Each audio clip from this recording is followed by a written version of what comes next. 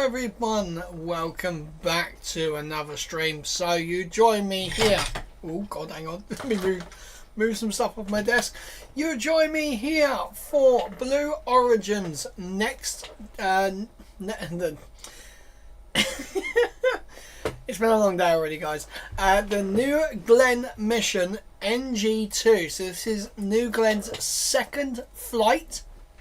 This will be taking 2 NASA payloads to Mars.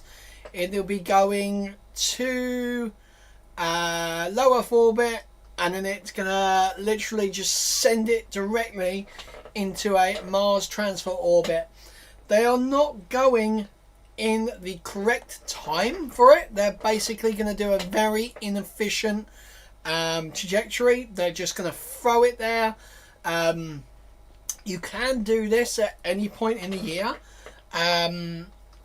You don't have to actually wait for Mars to be the closest point to us. You can just sort of throw something out there and pray to God it goes that way, basically. So yes, we are here for the New Glenn launch, and potentially a booster recovery is planned for today's mission. So yes, like Falcon 9, the first stage New Glenn booster, which is this bit right here, all the way up to that creamy brown colour, that is the first stage booster. And they're basically going to try and land it like a Falcon 9 on a drone ship. Their drone ship is currently positioned out in the Atlantic Ocean. They have named it Jacqueline, which is quite cool, and it basically is very carbon copy of SpaceX's drone ship. I actually believe the same company that built SpaceX's drone ships built Jacqueline. So it's great for space, you know. Reusable rockets are the future, and it is good that everyone is getting on board with all of this. So at the moment we are T-minus 1 hour and 21 minutes. So I can't remember when they are going. So they will be going live 20 minutes before T0. So we have about an hour. Now I thought I'd get out here a bit early, because we are going to be playing a bit of KSP. Yes, indeed. I am back on the KSP trend again, because I do kind of like this this game. I'm actually going to take off my jacket because it's actually quite warm in here today. But yes, we are going to have some fun with KSP. I'm currently eating some chocolate Swiss roll, which I'm being very naughty about. This is my little cheat bit for a few days. But I had some naughty food, but I've been half okay. So good. And then a glass of milk, because chocolate Swiss roll belongs with milk. So what we are going to do, guys, or actually first off, what I am going to do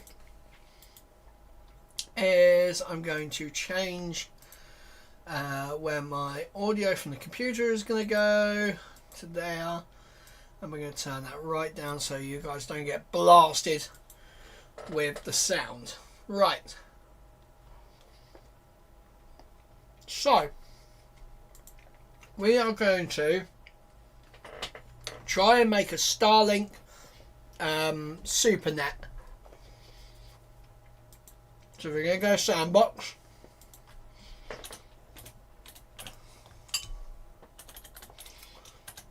Starlink. I'm just going to call it Starlink. Right, now I need to actually move everything, because I do need my keyboard. You might see behind me, guys, that things have changed in the background. I have got a new unit with all my rockets and the stuff all displayed in the middle there. It actually looks a lot better. I'm also trying to use more storage ideas, so the shed has got a bit more storage in it now.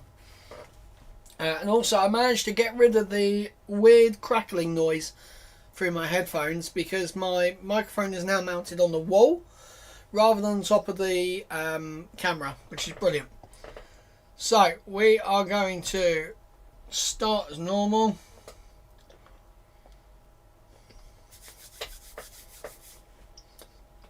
Right, here we go. So we're obviously going to go into the vehicle assembly building.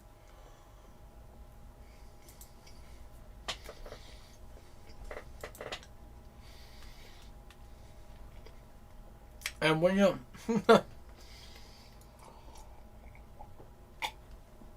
we are going to, oh god, hang on, I need to quickly do something. We are going to try and build. Hello.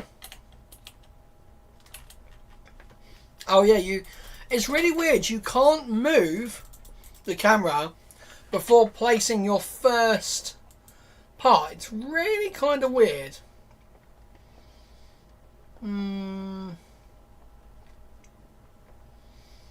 Right. I'm still kind of trying to get used to all this. So there is a lot that I will be sort of getting used to. I'm still a bit, you know, I'm not exactly great with this at the moment. Right. So we're going to take this right up. So we are going to make some Starlink satellites. Right, there we go. So we got one. So now we need some electrical items. So very much like our rechargeable battery. I think what we do is we will go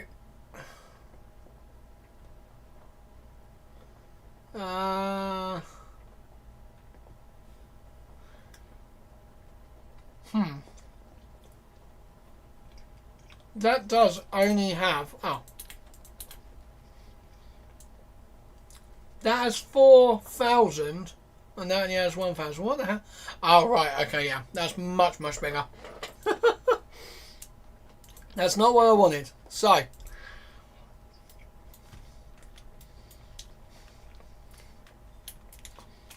right, we're gonna have a look.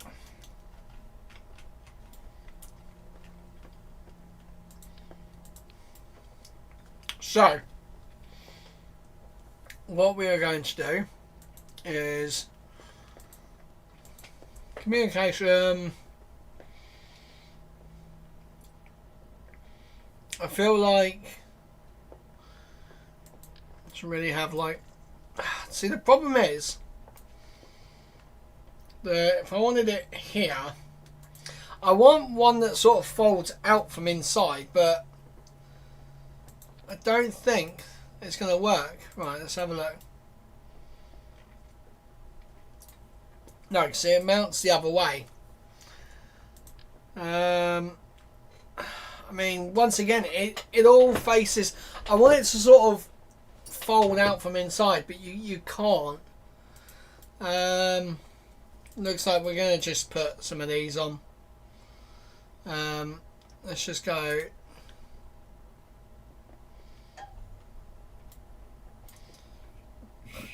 Let's go there. You got 2 of them, that's fine. So now what we're going to do is we're going to stick some solar panels on. So where are solar panels? There we go. They're going to be way too big.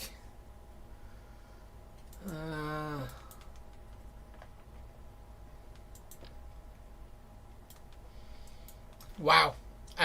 They are huge.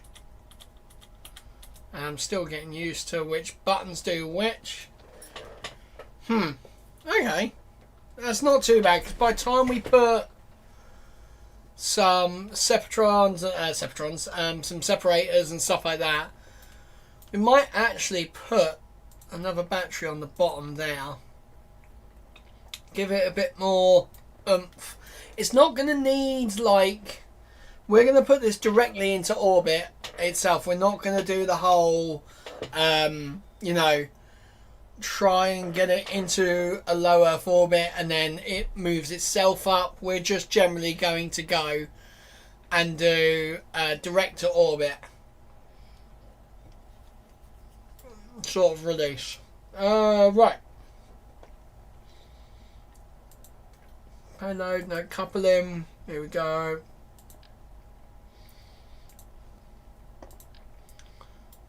That's too big.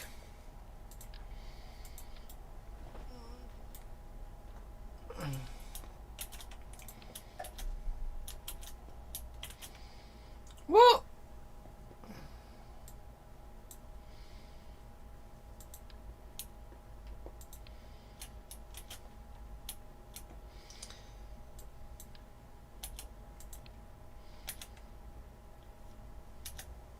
How do I do this? I can't actually remember how you copy and paste parts. How do you copy parts in KSP? Oh, left click. See, this is the thing, like, I've got to learn so much about this game.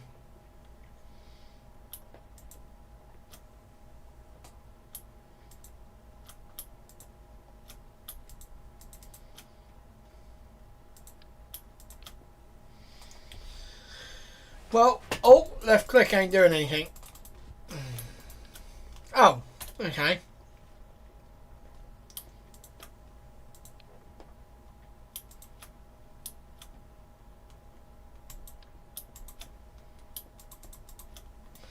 It's not letting me. Whoa. It clearly worked a second ago. Why is it not letting me?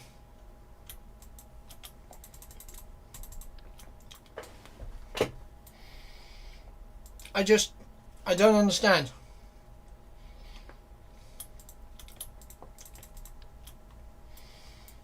I can copy individual parts, but why can't I, like, copy, like, the whole thing?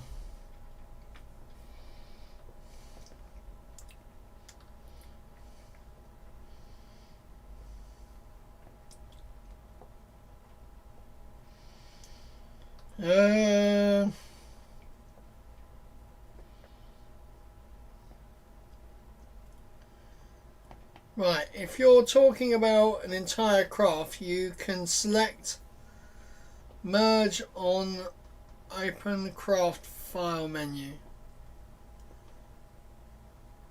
What? Hover over the parts you want to duplicate, hold Alt and left click the part.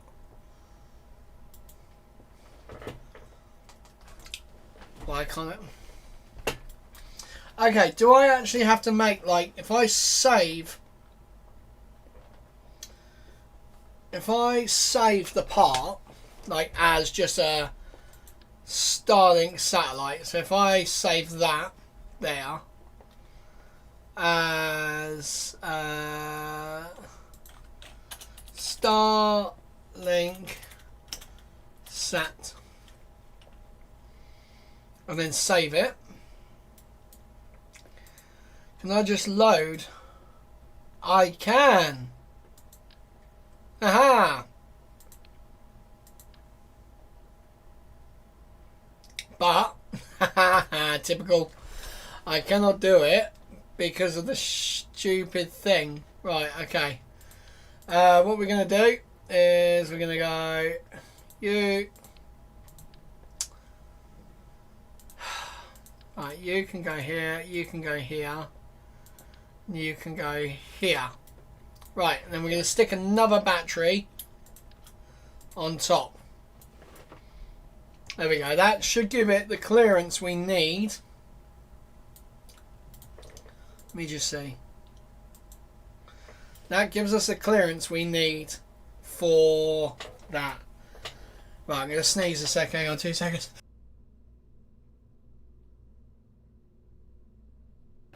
Oh, man.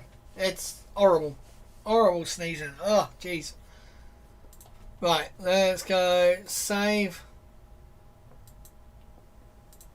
Right, now we can go here. And we can go load. Oh, shit. I went load straight away. Right, here, click there, merge.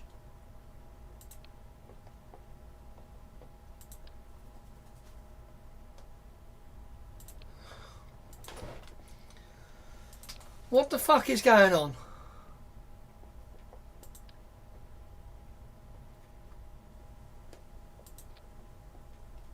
Why is it now being a dick? I don't understand what is going on. Like if I go coupling, I mean,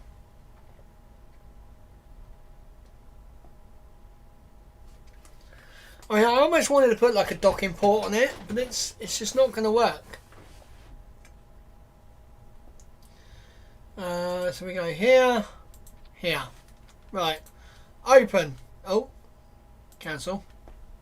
Open. Don't save. Right, here we go. So here we go. Merge. It's... How fucking stupid can this game be? Why can't I merge it?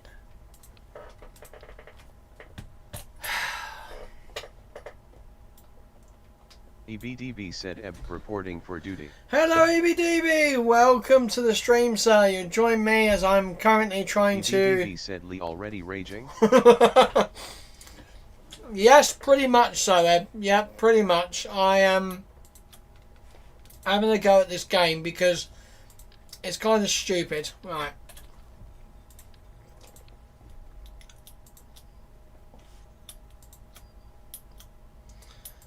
Right. I'm going to have to do this every time. Oh, for fuck's sake. Seriously? This is bullshit. Right. There we go. And then I've got to...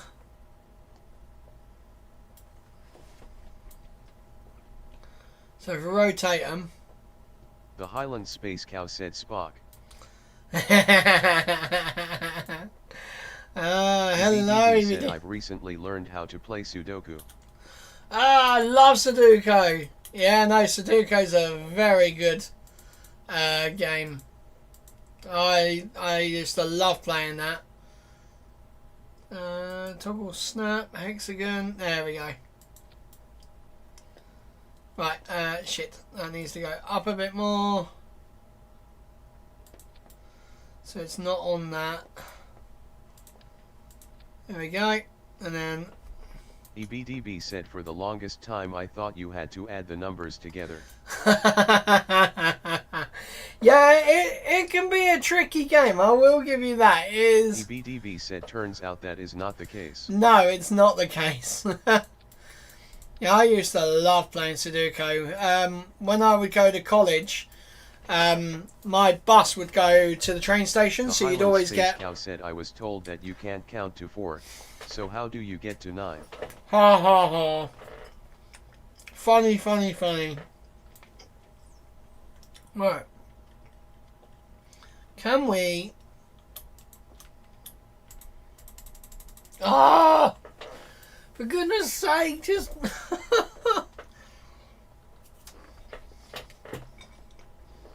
This is so annoying. Right.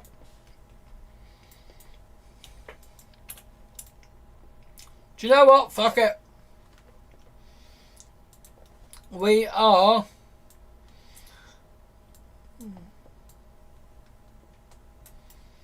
We are going to send these 2 satellites to Mars. EBDB said you can't get to 9 but cow you can come to mine winking face blowing a kiss. I love it, EBDB. Right.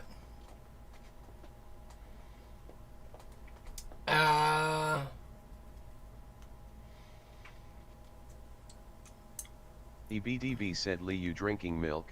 I am drinking milk, yes, indeed. This is what we call full fat milk. So this is like the most fat in the milk. It's so good. DB said, what do you think about that cow?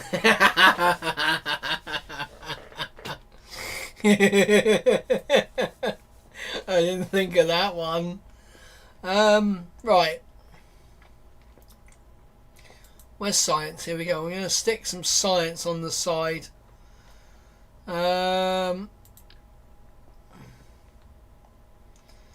Infrared telescope. Oh, wow.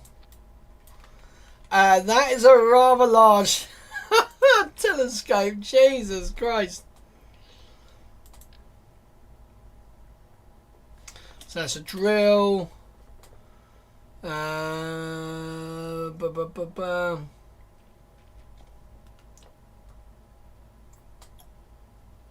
Accelerometer. Wow.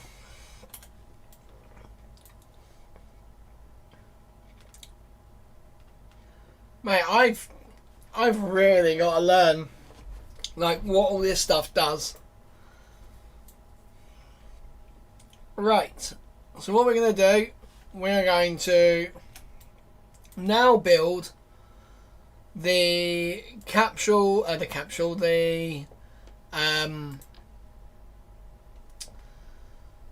adapters and everything around this. So The Highland Space Cow said, what are we playing, boss? we are playing KSP. So this is the prequel to KSP 2, and I'm still as useless as anything for this game. This game, I just do not.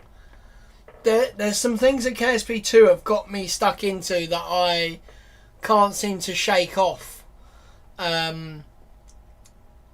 But we're getting there. So payload, I need some sort of like payload adapter.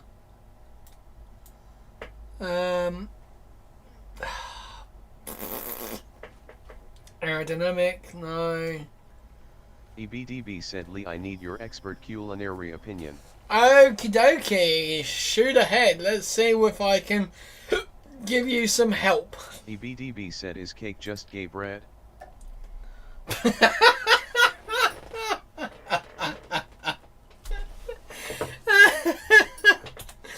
Well, to answer that, I'm going to say this. When you make bread, The Highland Space Cow said, ha ha ha ha ha. you have to be very gentle with it. It's a very soft and sensual sort of thing. When you make cake, it likes getting hammered. you make cake by pounding it. So EBDB said, sounds gay. yeah. Yeah, getting pounded. I don't know which way it would be. Would the bread be the gay thing, or would it be cake? Because I'm thinking poundage, that's usually what gays do. So we're going to go with cake is just a gay bread, yes. Very much so. I love making cake. EBDB said, I like cake. I love cake. I make cake all the time. But yeah, no. I generally thought you were going to give me something good. Do you have pound cake in the UK? So we make pound cake. Yeah, we do make it, but we don't. A lot of people don't realise, like, a lot of cakes. Like, I make a £3 mix at my workplace. EBDB said, kilo cake faced with tears of joy. Yeah, no, we don't make anything called a kilo cake. It would be quite funny, actually. But no, yeah, we typically don't call anything kilo or anything like that. We just generally do. I mean, I work in kilos and grams just because I know 1,000 grams is a kilo. It's nice and easy. For a lot of my recipes, I'm doing on the 0 or 5. So for me, kilos are a lot easier. We did get taught pounds and ounces at school. But yeah, no, we don't really do a lot of stuff in terms of calling it kilo. EBDB said we say kigs at work or just kg. Yeah, see, we say K. Yeah, we go kg normally. It's, oh, you need 1700 kg or whatever, you know. And it's like, even with like weights and stuff like that, like I'm conditioned still into doing stones and ounces versus kilos. But I know a lot of people that do, like, a lot of people that are very out there, they do kilos. Like, I know someone who he says, oh, I'm 90 kg or something. And I'm like, I kind of reference that in the terms of that's 90 bags of sugar. Or at my workplace, that's like 17 bags of sugar because our sugar's very heavy. But yeah, it's a lot. I like kilos just because it's so easy. I'm not. Highland Space Cow said, I'm Scottish, I do not recognize kilos. Oh God. Yeah, we know you don't. Right, I'm looking for fairings. So fairings would be maybe coupling? No. Robot, structural. The Highland Space Cow said, my ladies are weighed in pounds. Yeah. So they should. Right, what the hell's that? It's an engine mount. There's a decoupler. Oh my God, that looks like a hot stage ring. Oh, that's sick. Right, payload. Surely it's... Oh, here we go. It is the... EBDB said, I don't like how you don't have anything comparable to a foot. I've got 2 feet. Yeah, that's true. Like, I have to say... said, I guess 0.5 meter? I'm not sure, because The Highland Space Cow said, boss, the flavored stuff arrives tomorrow. Oh, for God's sake.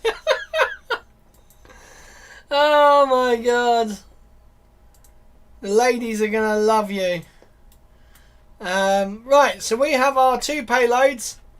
I'm trying to think, like, what do we have that's a foot? So, yeah, it's weird, because when I did farming, we did everything by feet and inches.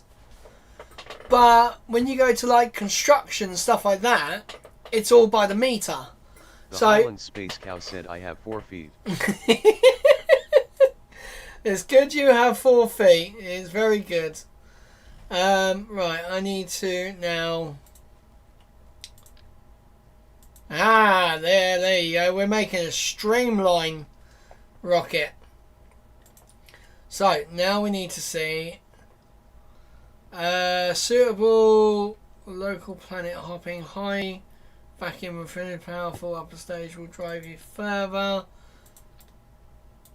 Right, we're going to go 2 of these, just like the new Glen booster. So the new Glen booster does actually have 2 engines, not the booster. Highland Space Cow second said you can buy a 4x4 meter piece of wood. Yes, yeah, 4x4 and a 4 meter. And it's quite funny because it's 4 inches and 4 meters. Oh, you gotta love. I mean, my shed is 2.4 meters wide by The Highland 3. Space Cow said, stupid Europeans. Yeah. 2.4 meter wide by by 3.3 meters long. So that's how big this man cave is. But it is, I have to say, it does get me a bit bloody confused times when I'm just like, what the fuck am I doing, sort of shit. Right, how am I going to do this? Right, and then I'm going to move it down. EBDB said, I measure my gentleman's sausage in cm. Why? Because it's a bigger number. The Highland Space Cow said it has to be 314 feet wide to get your do-alt covered ass tigre the door. You leave my DeWalt stuff alone. We love my DeWalt stuff. I actually got my my DeWalt shoes today, and my boots, my work boots. So I got some steel toe caps, which are brilliant. Is this gonna just work for me? Please just work for me. Right, here we go. And then what I'm gonna do is I'm gonna put the decoupler on that,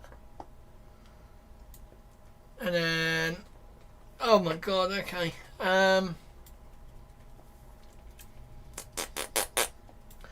Should we just go one? Is that one engine enough?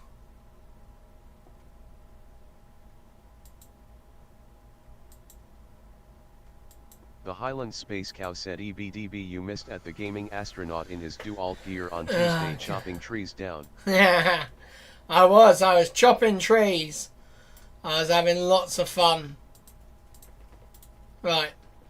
So what we're going to do, I believe we can actually... The Highland Space Cow said he had a padded S. Padded ass. We can actually go like this. EBDB said I saw a snip of it.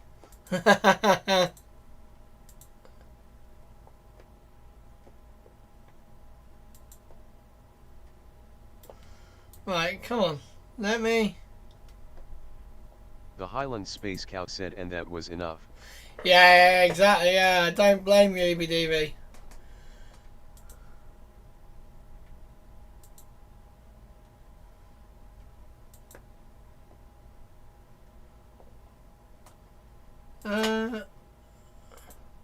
The Highland Space Cow said are we expecting Lance tonight? No, of course no, Lance. It's a rocket launch. It's not anything else. Right. EBDB said Lance Stroll. Yeah, Lance, good old Lance The Highland Stroll. Space Cow said and where is at a wild Tubblemeister? Yeah, I don't know actually. He knows I'm streaming, so he's probably having too much fun without me. Oh, I think I know what I'm... The Highland Space Cow said yes Lance Stroll aka Richie Rich. AKA Richie Rich. EBDB said get him on the horn RN. Yeah.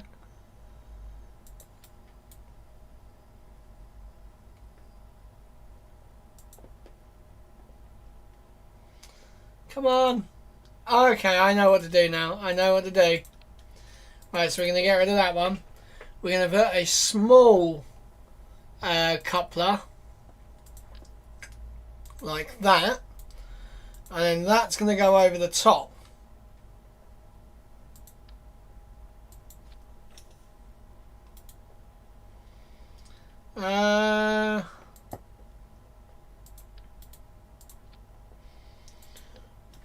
Hello? Are you going to work?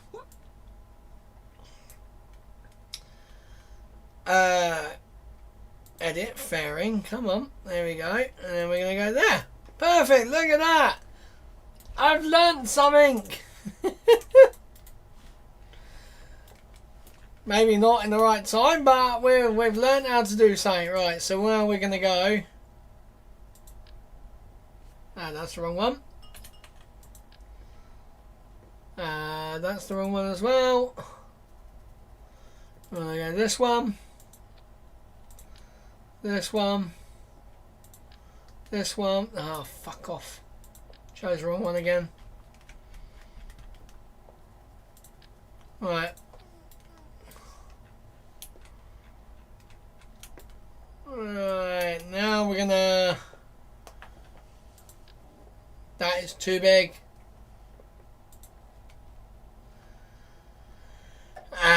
Right. Okay. So now we are going to... The Highland Space Cow said boss, did you get a new controller to replace the smashed up one? No, I haven't yet. I've been looking at getting one and I still haven't managed to find a good one yet. Oh shit, that's that's not going to work because that's not a coney shape. I need aerodynamic. Dude, fuck's sake. Why is nothing... Give me one that I want. It needs to be... Fine, fuck it. We're going like that. It's not very aerodynamic, but do you know what? I don't care. Right, we're going to go now for the engines. Where are the engines? There it is. Right, now we're going to go... the Wolfhound. So it's up a stage. So we're The going. Highland Space Cow said the hired help is in a mood with me. Apparently I should have told them I was out partying last night. What? Oh man, that's never good. The hired help. Right, so that is all of them together. The Highland Space Cow said dash bothered. Exactly. Face bothered. No. Right, so size delta V.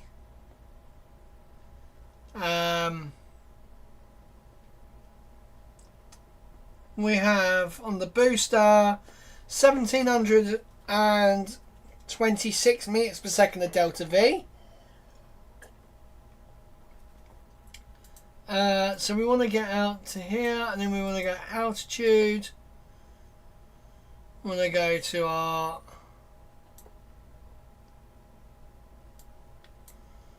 that is not what I want. I just want to see thrust to weight ratio. How can I find thrust to weight ratio? Right, here we go. Thrust to weight. Show. Oh, 1.91. Wow. Okay. Crew, cargo, switch editor. We're going to call these Mars links. We're going to go save. Right. Now, structural.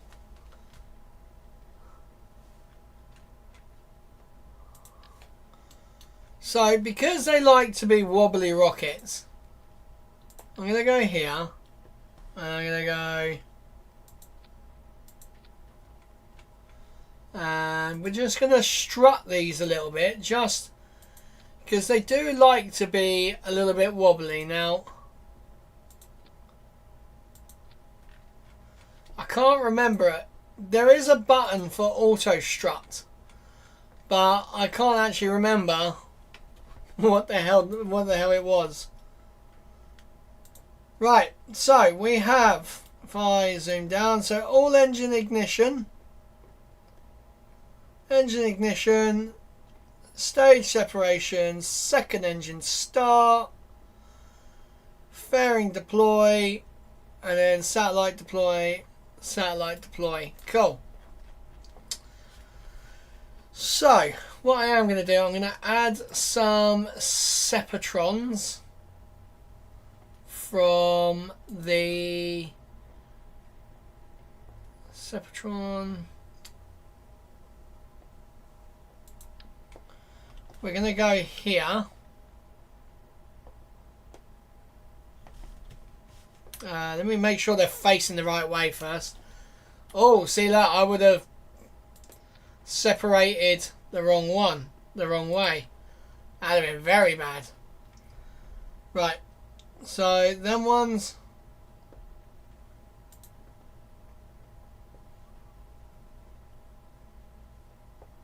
Where the hell are they? Fairing.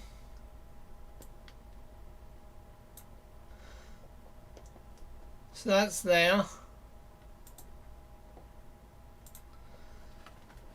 So, what we got? So we've got engines, Sepatrons.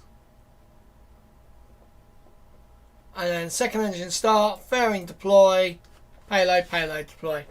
Cool. Actually, what we're going to do, we're going to change the way we separate. So we're going to separate that one first, yep. And then we're going to separate that one. So in this terms then, we're going to just add a command module to this.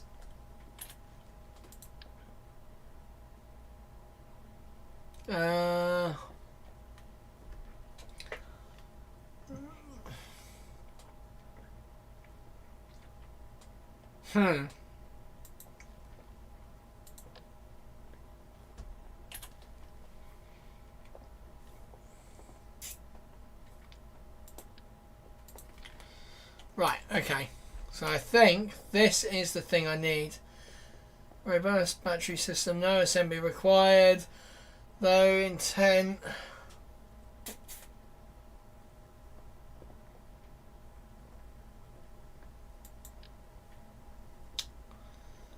Right, okay. I think. Make sure the searing heat of the planet. No. Right, we're gonna go with one of these.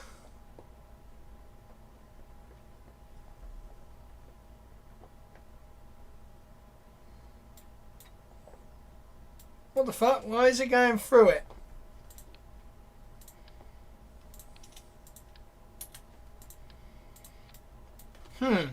Okay. This is rather strange. Right, so what we're going to do, now that we can't bloody do that, we're going to just... can I put... What the hell? Why...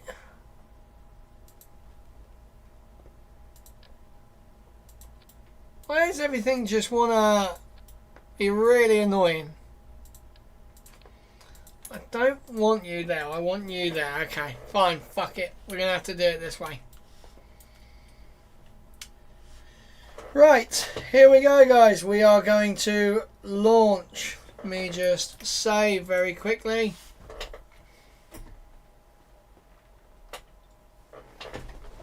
And here we go. We're going to try and just launch it to Mars. I very much doubt this has enough. Oh.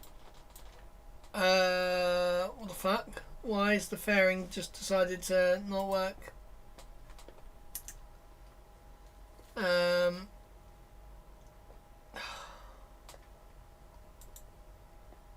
Vehicle assembly building.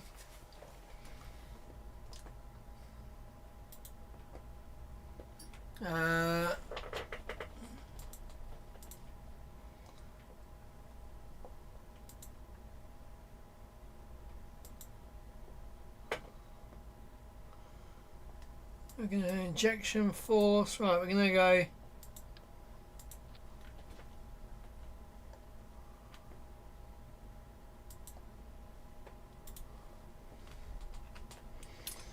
Right, come on.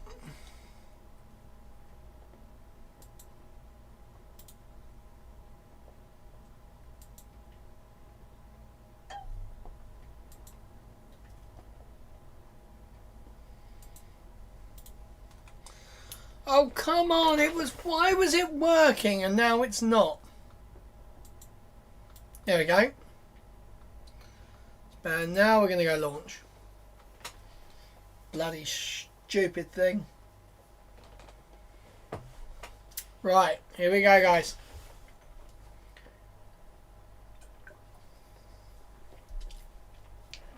This looks like a very, very, very normal sort of rocket. Right, are we ready guys? In 3. Oh, why am I getting scratchy noises? Right, in 3, 2, 1, left.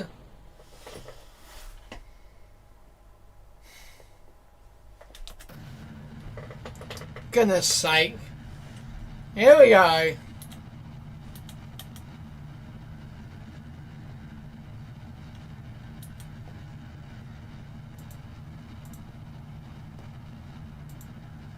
Oh my god. Space Cow said, ha ha ha ha, why has the fairing come off? I have no idea. Oh my shitting hell.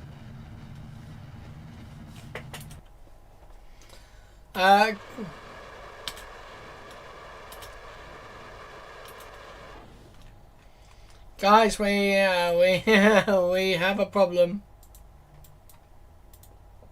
The Highland Space Cow said, Rud. Yeah, that's definitely a rud, guys. And hopefully, look at the... Wow.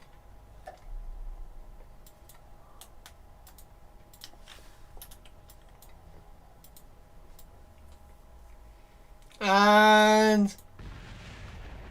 Boom! Well, that definitely did not go how I planned. Wow, it's just like everything's falling. Here we go, and we're gonna crash and burn as well.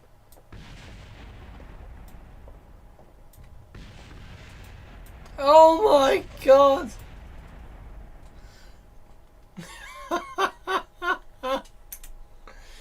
Right, let's revert back to the vehicle assembly building. I think when I did this,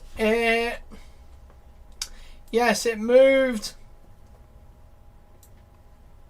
The Highland Space Cow said, you're not very good at this, are you?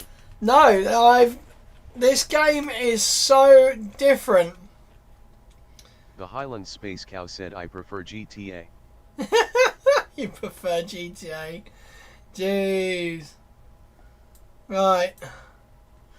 At the moment, we can't play GTA.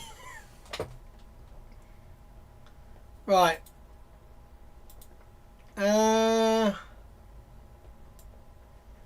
Ejection forces. We're gonna bring that down to two parts. The Highland Space Cow said, if I could hold a controller, I would join you. I love it. Well, we've only got 16 minutes, guys, until... The Highland Space Cow said, hooves get in the way. Ah, yeah, hooves get in the way, yeah. So, what we're going to do is we're going to go... Why did it not separate? That's what I want to know.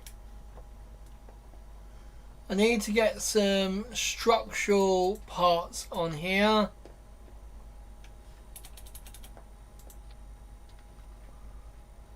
Up.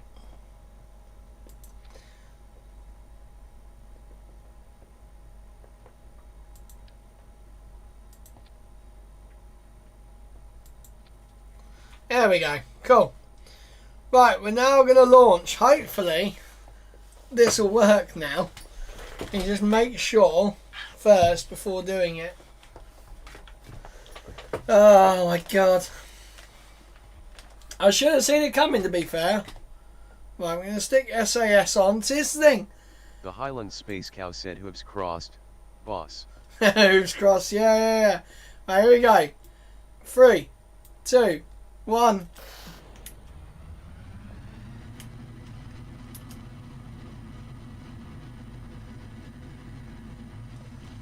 And roll program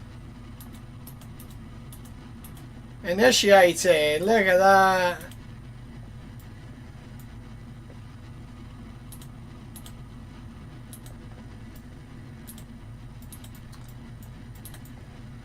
Right, pitching down range. There you go.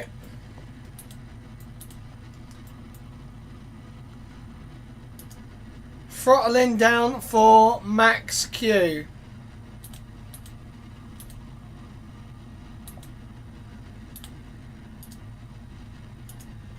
Let's go down to about 80%.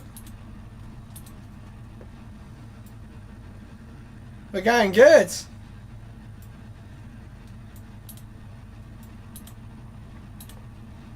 We're already 16 kilometers up. So now we're going to start pitching over fully. We can also go with throttle up.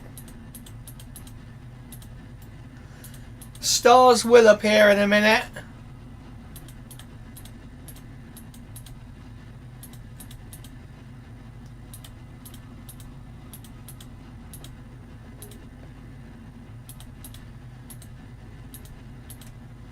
This is looking good, guys.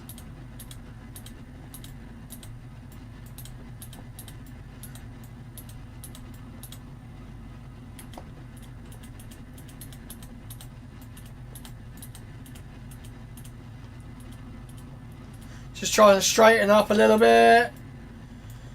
Here we go. And we're going to come up to Miko in 5, 4, 3, 2. Oh, hang on, no, we're going a little bit longer. Wow, we are going fast, guys. And Miko and stage.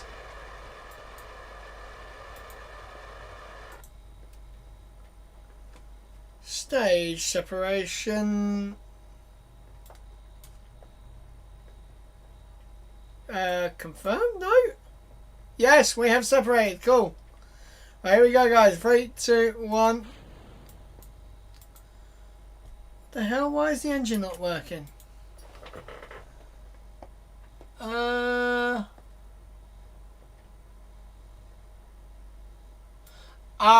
my god, I'm an idiot.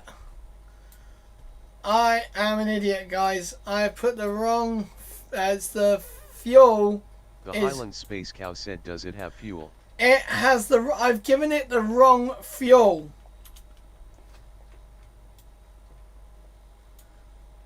But we've got so much speed, guys, that we've already put ourselves out. The Highland Space Cow said, oops. Right. We've literally put ourselves so far that we're not even going into orbit. We are going straight out.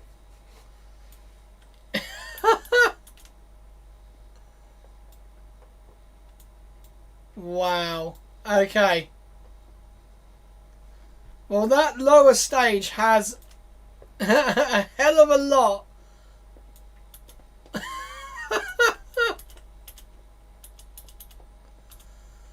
Right, can we... How far are we going out here? Are we going, like, out? We have put ourselves...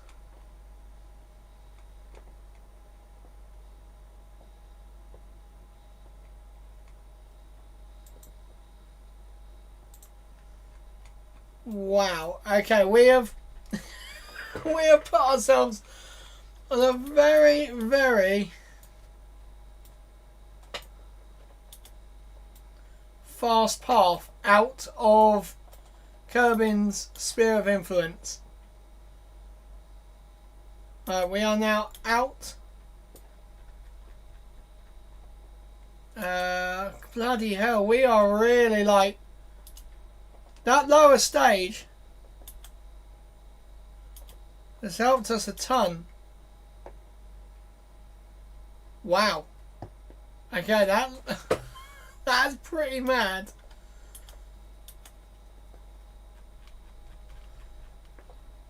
Wow. Okay, well, that was not meant to happen. Like... Where is Kerbin? I can't even see it now. It's... I think that's it down there. Wow.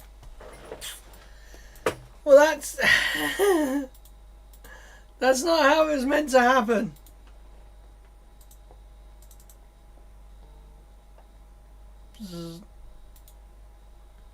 And, of course, I've gone too far. Because we have run out of fuel. Right, we are going to revert flight back to the vehicle assembly. The Highland Space Cow said, do you have an engine on both ends? No, so they were payloads at the top here. So what I need to do is I need to replace this engine here.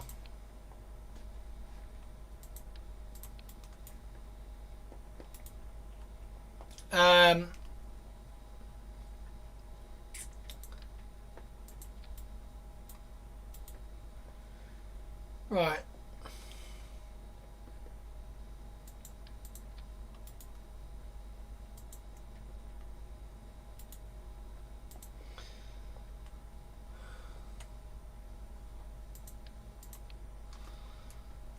I'm so confused. Right, okay.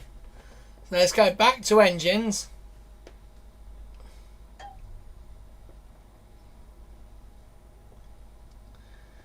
Liquid fuel. The Highland Space Cow said Elon will be very unhappy with you for this mess. No job at SpaceX for you. Ah, yeah, exactly, yeah.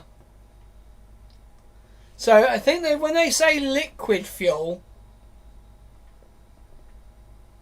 I'm so confused.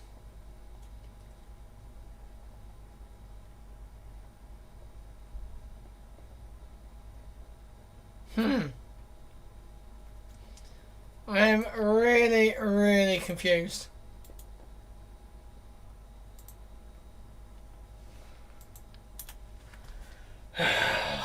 God's sake, what? How did I mess up that badly? Marshall is a monster of an engine, heavy lift, purposes, blah blah blah. Wolfhound.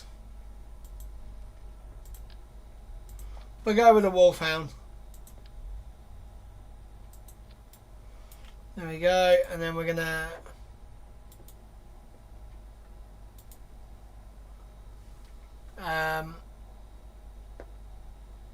how do I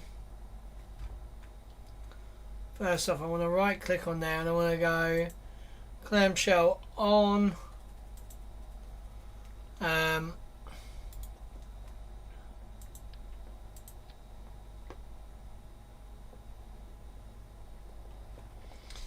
let me zoom in. We have 6 minutes until Blue Origin are going live. So this will probably be our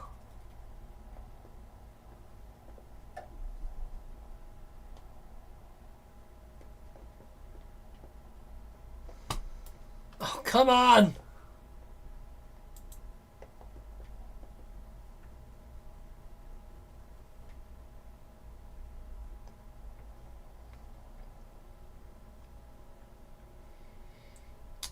Fuck's sake.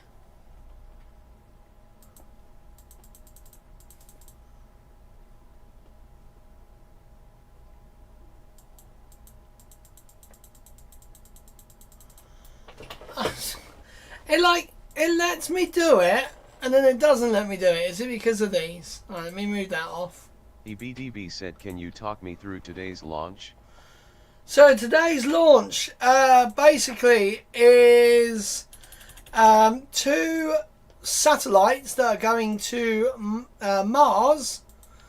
They are going to be forming a little network, a relay network around Mars today. So the rocket basically is a larger Falcon 9. Basically, that's literally all it is. It's a larger Falcon 9, and it is going to be landing on a drone ship, hopefully. And fittingly, they've called the booster Don't Tell Me the Odds, because last time they called it what did they call it? I can't even remember now. Right, how do I find out the... Right, here we go. 3, 2, 1, let's go. Oh my god!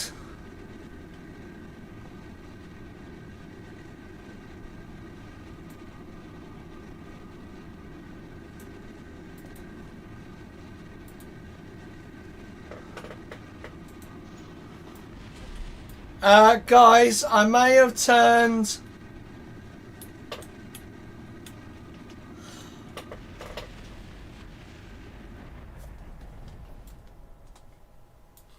I'm really bad at this, guys. I am really, really bad at this, guys. I may have forgot to check. When I added the second stage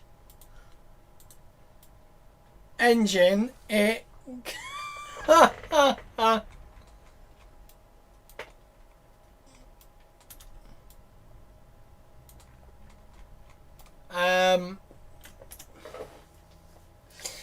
Oh my god. I may have forgot to take out that engine out of the...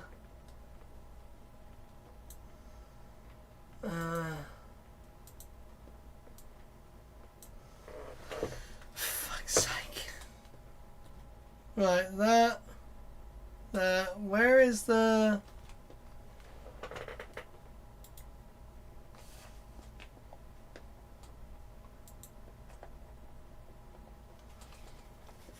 Oh my god, I just realised I put a docking port on there, that's why it's no fucking good. Right, this should be better. Remind me, guys, when I go to stage separation, I've got to undock it first. Oh man, I'm really not having any good luck with this. Alright, here we go. SAS on. 3, 2, 1. Let's go! And roll program complete.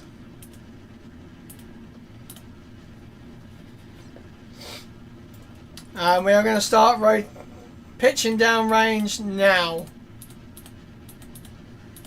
We're going to pitch a bit lower. We're going to now just throttle down a little bit.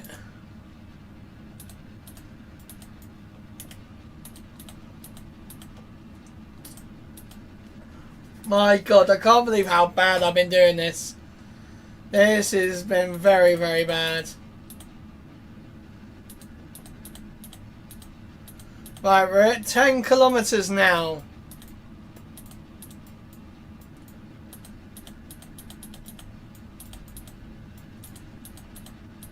We can see the mun. We've got some really bad visual glitches going on. Right, so now we are trying to... EBDB said Aruba, Jamaica. Oh, I wanna take ya Bermuda, Bahama, come on, pretty mama key Largo, Montego, baby, why don't we go, Jamaica? I love it, EBDB, I love it.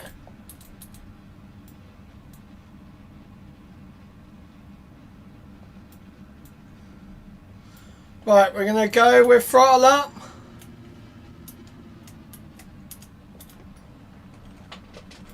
We're watching our apogee climb. There we go, that's better. And we're going to come up to woohoo! Stage separation.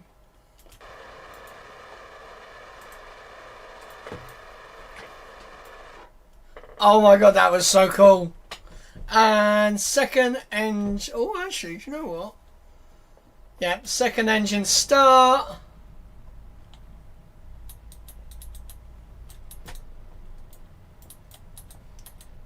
Yeah, about half thrust at the moment. EBDB said, what do you call that tart liquid that some people put on their salads or crisps? That tart... what? Vinegar? Are you trying to... Vinegar, is that what you're trying to say? The Highland Space Cow said salad cream. Or salad cream?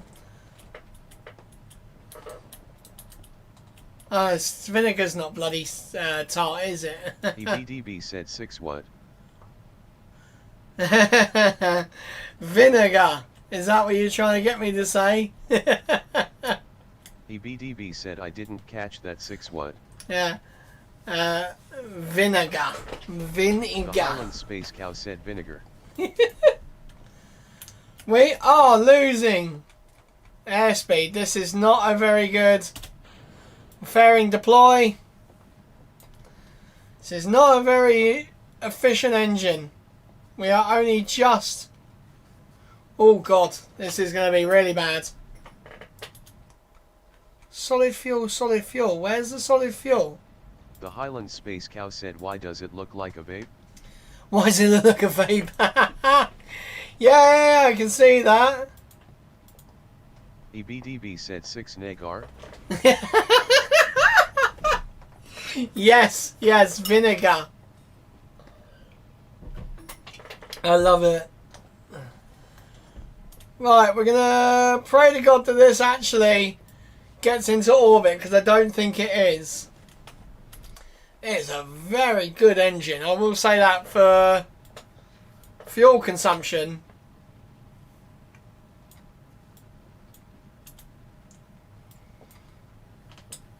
I think we're only just going to make it, guys, into orbit. So once we're in orbit, we're going to leave it in orbit, and then we will join it back later when the Blue Origin stream gets a bit crappy. I got some sad news actually, guys, today.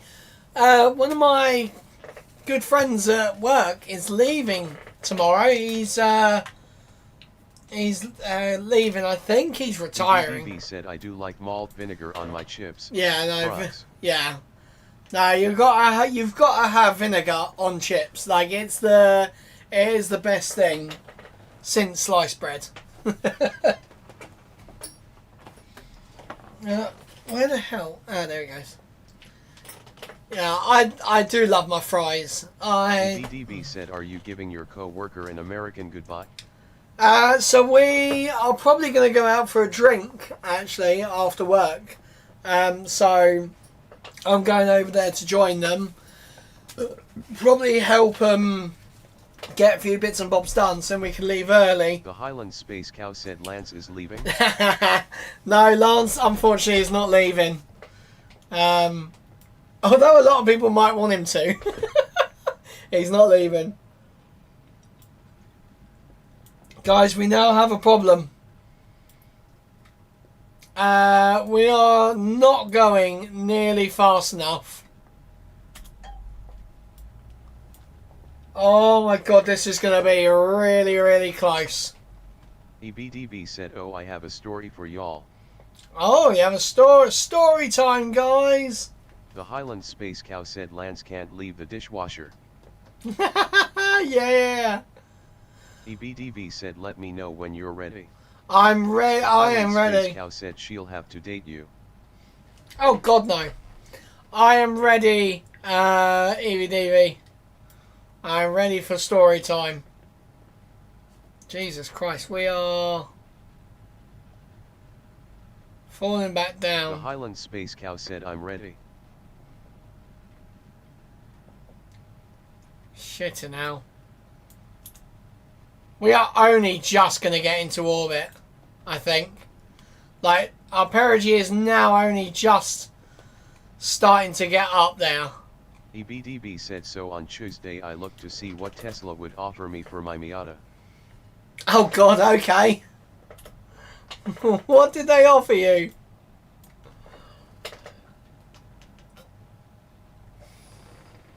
I bet it's some like real lowball number.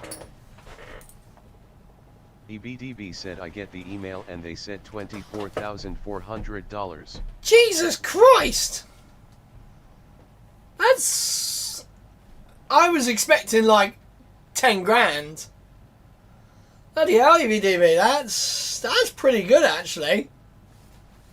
That is not bad at all. Right, so we're going to try and go in an elliptical orbit for the time being.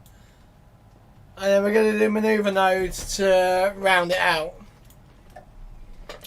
We have not even used like any of our fuel at all.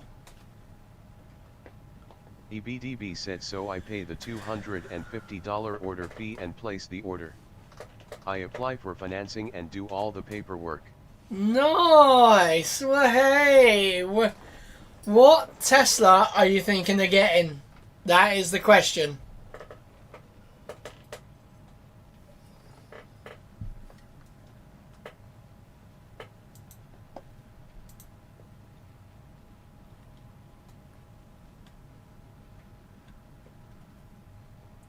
Right, I want to stop here now. No, now. There we go. So we have put our... EBDB said the next morning I get an updated quote for only $2,400, so I had to cancel the order. I was going to say, geez, they fucked up somehow. Jesus Christ. Yeah, that's bad. That's really bad. That is terrible. Holy cow. Right, I need to, before we do that, I need to put the solar panels out.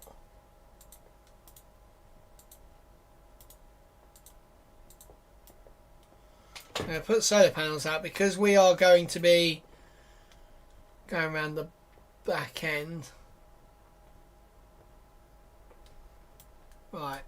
EBDB said yeah they messed up, so I was kinda upset, but I knew from the start it was too good to be true. Yeah, exactly. Like, you always think like, shit, there's no possible way. Right, it's T-minus 12 minutes, guys. EBDB said I was thinking maybe I can get by without anyone noticing. Yeah, exactly, yeah. Jeez. In orbit. Oh, orbit.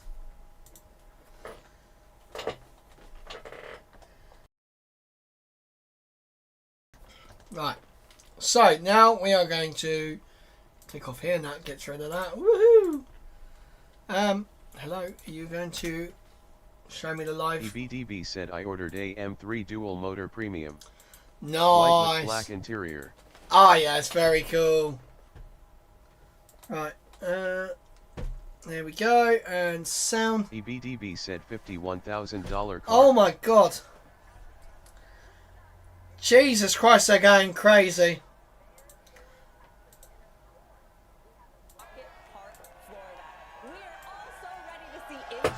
Take to the skies. This moment is palpable, isn't it? What the actual fuck? Kent, Washington, they've got the beach balls. It's kind of like they're down here. Weather is looking fantastic today. For this moment, as we said, we want to take these two payloads to Wow. space so that they go on their way to Mars. But we want to see today. We've been working on this a long time. The first stage of that rocket come down to land for the first time ever. EBDB said I think it will go. Oh shit! Yeah, I forgot to do a thing. The Highland Space Cow said, is this going to slow? Take a look on your screen and follow along with us. First, we have 7 BE-4 engines that will lift. Right, there we go. I made a... Is it going to slow? No, it's not going to slow. And right at about 40,000 feet or 12 kilometers up. Damn. It's going to reach what's called max Q. Alright, what we got at the moment? We have a... Oh, 67%. So we punched through that. We're feeling pretty good about this launch. At about 3 minutes into flight, The Highland Space Cow said, but that's where Mars is. Mars is not in Slough. It does feel like a different planet. Using the reaction control system, there will be a re-entry burn, Wow. and then the autonomous system will guide the booster back. And finally, there is going to be a landing burn. Landing the booster. Oh. EBDB said I have a meeting at 3. Sad face. Oh god, oh no, that's a shame. Right. The Highland Space Cow said yes it is. They are made there. Mate. Oh, Mars bars, okay. The Highland Space Cow said, or at least they used to be. I was going to say, I don't think they're made there anymore, are they? 400,000 feet or 120 kilometers. What's with the music?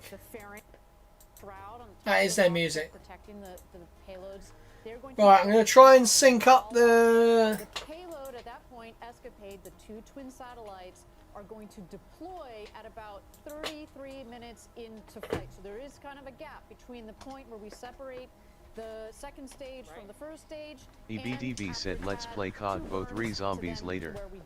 Oh god, I wish I could. It's really a pair of satellites. Right, why is it not? Deploy 30 seconds apart, and then at about 38 minutes into flight, that's when our Viasat tech demonstration will turn on. So there's a lot of great things and a lot of exciting things EBDB happening said today custom map come with city. NG2. Nice. There. It Right, is come on. the Let's see if I can get this to work. So appropriately named, Never Tell Me the Odds. And Ariane, earlier, I kind of misspoke. I said we're ready for turn Fuck's sake, will you just work, you piece of shit? The energy is so good. That is coming up shortly. Ah. T-4 minute mark, but right now we're at L-8 minutes and 45 seconds, and we know we have a lot of people who are looking to this. Right, here we go. And this is obviously one of my favorite. So I'm going to try and get this dead on. Watching the rocket launch. So let's dive into. Look at that being burnt off. That's really cool. The skies. We've got a cool graphic that kind of explains where you'll be. The Highland Space Cow said to rage on a rocket stream. So within about It just won't fucking change. going to be visible across You all piece of the shit. And then within a minute and a half, NG2 will be visible as far inland as Orlando. So anyone who's at any theme parks is going to be like, oh! There she goes. Yeah, that's right. So then within about 2 minutes, people on the west coast of Florida will be able to see our launch.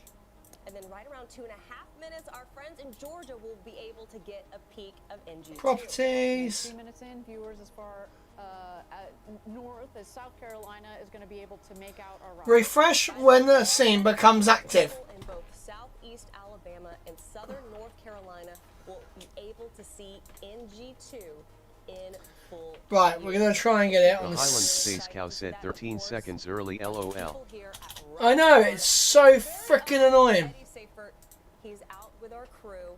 They're pumped, they're hyped. They have the best view of the launch pad right here. Right, we're going to go for 7 minutes. Gotta know, what are people saying right The now? Highland How is it Space Cow feeling said out there? 45 seconds late. Well, there's 2 overall messages, Ariane, Tabitha. Number 1, we're proud of the work we've done. Number 2, this team here is grateful. They're Right, here we go. that we've been able to work here, that we've been able to work on this EBDB mission said I with will our not be families, able our to see friends, it. Oh, on this dude. mission. Yeah, I was going to say, you'll be a bit... Launch a rocket today to get to Mars and then to land US1. I fucking changed it! Why? And Eddie, EBDB said too cloudy. Your nickname is Engine Eddie. Fucking piece of shit, I've changed it! Helped lead the testing Save! for the beat. A little bit about those beautiful BE4s that are going to be doing the ascent, but also Ugh. as we come in to land this booster for the first time ever.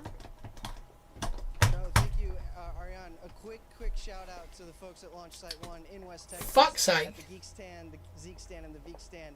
I really miss being out with those folks because we get to test rocket engines every day, right? So BE4 is a medium performing version of a high performance architecture, and the teams at the test. I mean, I'm only 12 seconds off now, but, like...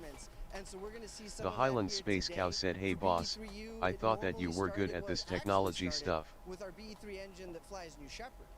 Then we upgraded it to 160,000 pounds of thrust. We actually I am, but the technology's not fucking working. first flight, and so that upgrade path is going to continue, and we're very lucky that we can test at our test stand in West Texas, at our test stand at Marshall Space Flight Test Stand 4670 in California, and that we can test like we fly so that we're fully confident.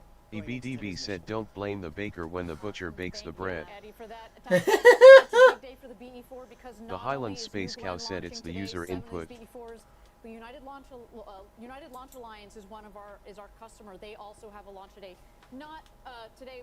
BE4s are not flying with ULA, but we want to give our customer there a shout out for their launch as Well, well. speaking of customers, let's talk about ESCAPADE for a second. We have just enough time. We're awaiting that final. The Highland terminal Space count Cow coming said out remember at that computers are going to take over the world. No, they're not. They're never going to take over the world because they're fucking shit. EBDB said Lee it's not that important. I know it's not. It's just really fucking annoying. Week I got to talk to Dr. Nikki Fox. So annoying. Big things Oh, happening that have never happened before. We are launching in a window that you would normally not launch in to make it to Mars. Normally you have to Bloody annoying. that you'd have to launch in, but right now those satellites I've got no snacks. Oh, actually, I can go into my fridge now, guys, because I have the fridge and freezer. are going to be orbiting Mars, learning more about the atmosphere. Oh, yeah. To get us into such a We got some when it comes to cherry Pepsi The Highland Max. Space Cow said so if they are shit why do you want a car that is controlled by a computer? to Mars. So very EBDB Because said it- living the high life. Oh yeah, living the high life. Yeah, I've got now a fridge and a freezer in here. So finally, So now I've got cherry Pepsi Max. excited about. So listen in for that final Because they're very clever computers. They're not dumb pieces of shit. terminal count. Let's listen. And also, there's never been a a death due to the computer of the car. Computers will outdo any driver. There's, yeah, like I said, there's never been a... BB said it's because someone else has programmed it. Haha. Yeah, exactly, yeah. Literally, it's software that I can't control. Oh, wow, look at that. So you see it venting, guys, from just on the second stage. That is very cool. Oh, man, that looks beautiful. That does look beautiful. The Highland Space Cow said there would be if I was able to drive, because I would throw it out of the window while driving. That'd be so funny. We are in terminal count. They did the final go, no go poll. New Glenn is ready to launch, and we've transitioned into that terminal count. Now, from here on out, you'll be hearing from our flight ops, Patrick Moore. Patrick Moore? Sir Patrick Moore? The pool is also running fully autonomously on software. So our engineers are hands off. They've got their eyes on their screens, but the rocket is in control of itself at the moment. Yeah, right now they're continuing to condition the propellants on the I wish I was in control of myself. helium. You can tell the rocket is nice and cool. And this will continue for another minute or so and helps prep the liquid oxygen and liquid nitrogen that powers the BE-3Us. Right, I'm turning off the... It's going off. Sorry, that is for the upper stage. That's right. And then also on The gaming astronaut said don't forget to like and subscribe for more live streams and Dolly short video. hello, Ken. They're ready for Look at that, they are... Jesus Christ. Also, one interesting thing to watch here, a couple of things. Wow. One is that the 7 engines start in a stagger start. So we've got 3 of the engines that'll start, and then... Right, guys, what we thinking? Well, I'm thinking it's going to go BB boom. said subscribe. I know. The other thing... I was doing that at like 2 a.m. when I read that.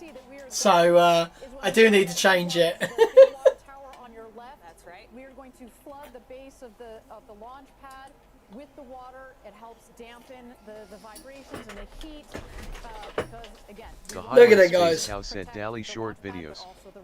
Was that the shit computer's fault? Yes it was. It didn't know what I was meant to be writing. Autocorrect was turned off. We are on internal power. This is so Right, here we go, guys. This is the moment. So that means we've transitioned from ground power to the vehicle's own internal power. 1 minute 10. What are we going to see? The second flight of New Glenn. And a possible... T-minus 60 seconds.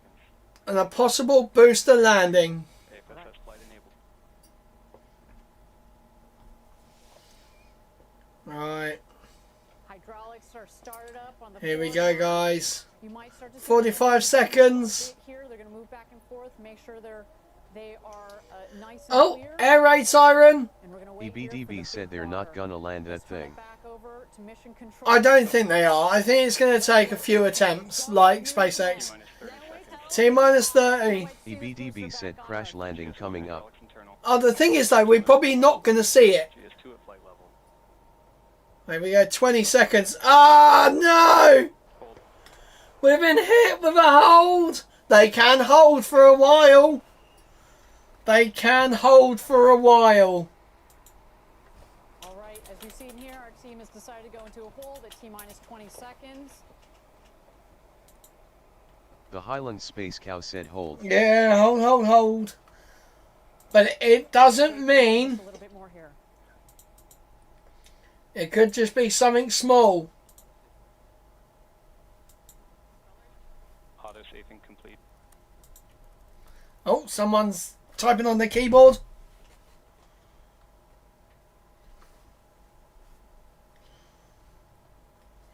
Right, what's going on? Let's see. Thank you again, everybody. If you're just joining us, we are awaiting here NG2, the second mission of New The Glenn. Highland Space Cow said I'm not sure about that flame to the left. Maybe Maybe the deluge will put it out. No, you want that that flame. So what the rocket uses hydrogen for the top stage, so they have to burn it off if they vent it off. So that's all fine. That is, we like that. Look at the satellites. There you go. At this moment in time, I do have a statement that says that terminal count abort. The team is currently investigating. Oh. Look inside of GS2. You can see our twin satellites. I believe that's Escapade. The Highland Space Cow said, "Oh, can I change my vote then?" No, you can't change your vote. Once you've voted, that's it. You can't change. Couple more minutes here, obviously. But we still might still get a launch. We still may get a launch. It might just be something trivial, a bit of software or something just flagged up, possible issue. The Highland Space Cow said, "That's so unfair." Right. Oh my god. That's not me typing, by the way, guys. That's on the broadcast.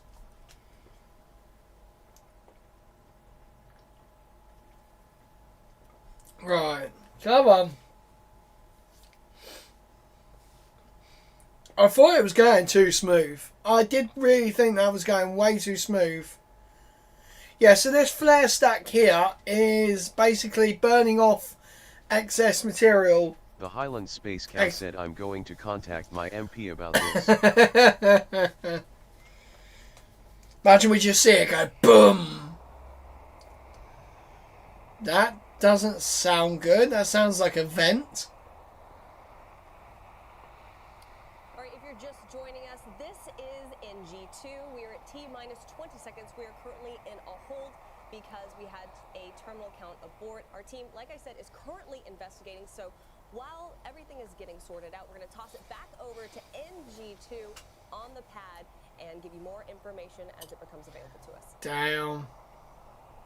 The Highland Space Cow said, "Does that man have a fanny pack on?" What man? Oh, the ones by the beach. I'm not sure. Most likely.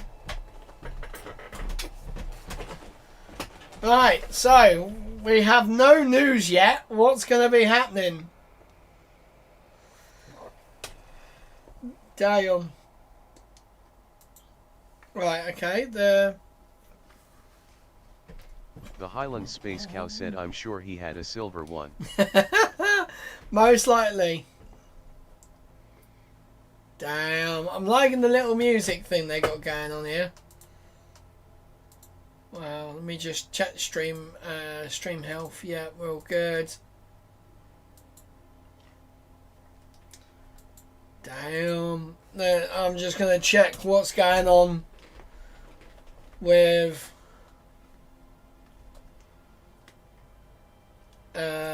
Twitter, because Twitter's probably going to be going absolutely nuts. No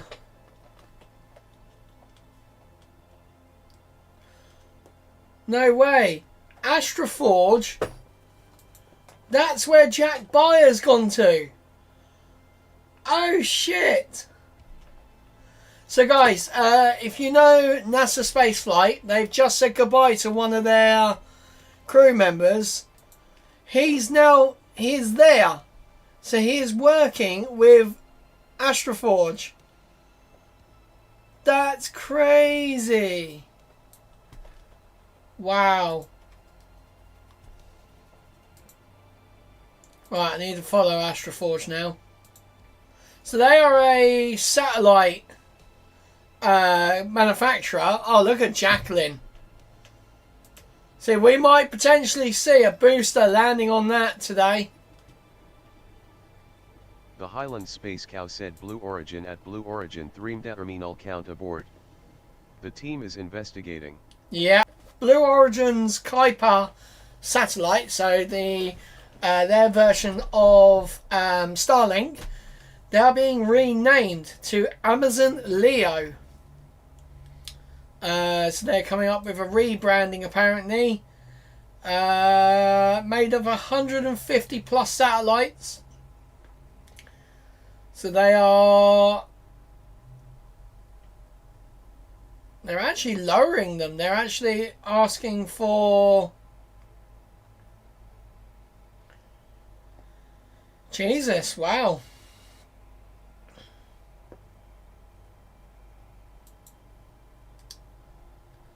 They're also going to try and put a data center The in Highland space. Space Cow said, "Boss, did you not tell us that SpaceX couldn't launch during the day?" Yes, I did. I told you this. I think it was actually the mission the same rocket launch.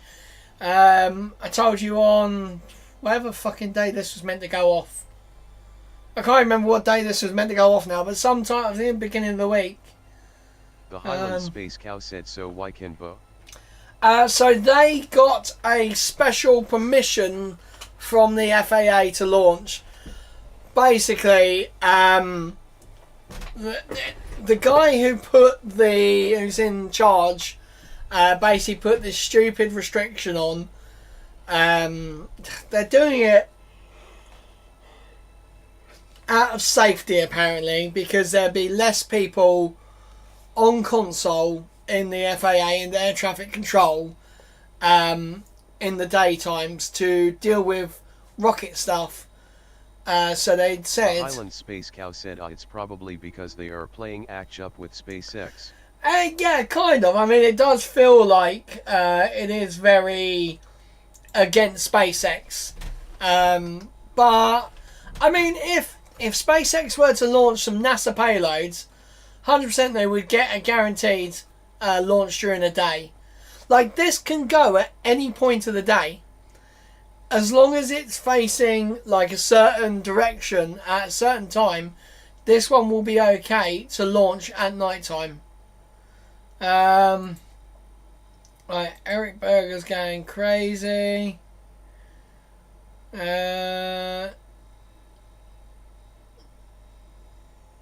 Right, so far nothing is being said online.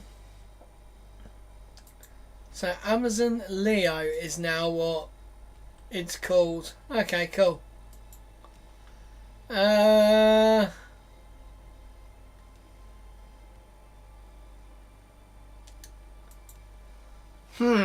Right, okay.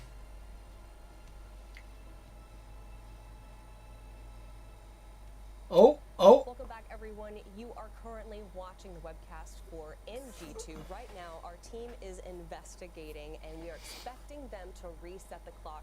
But in this moment, since we have a little bit of time, Ariane, I have to say they've taken away the more about ESCAPADE and how it's going they've to taken away the count. atmosphere on Mars. Our friends over at NASA put together this Damn. explainer on the importance of ESCAPADE. Let's take a look. Mars, once a warm. Okay, apparently now we're watching adverts. Now, The Highland Space Cow said, 88-minute launch window. Yep, I was going to say it's got a while. and how could this environment affect future Mars explorers? NASA's new ESCAPADE mission aims to find out. The Highland Space Cow said, "No idea why there is an and there." Mission will help us understand Mars's climate history. Yeah, that's a bit weird. In orbit for the first time. Yeah, who's having trouble getting hold of the keyboard? Actually, I can show you guys while we're here. I can show you guys the setup now. So I can show The you Highland what Space Cow said, "Big hooves." big hooves. So, and let me just come on. There we go. So guys, we have the rocket set behind me. Look at it. So we have the Saturn V, Falcon 9, and we have The Starship. Highland Space Cow said, "Yeah, they are more equipped for holding my ladies." And then obviously we do have the chair, but we do have behind it the LGBTQ shelf. So that is all good, and we got all the sort of panels and stuff I brought over there. So it's looking very, very good. And then once the spacecraft flows through Mars, this will help us understand the cause and effect. The Highland Space Cow said, "Still looks bent." To be fair, the camera is actually not straight, so that's why that's there. For example, ESCAPADE will give scientists more details about Mars's upper atmosphere. Um, Future astronauts will use to send radio and navigation signals around the planet. right. ESCAPADE's work could also help The Highland Space Cow said, "Yeah, yeah." Yeah. Can provide a shield for Um, humans and other assets on the surface from things like solar radiation. why does she look like she identifies as they, them? How the atmosphere is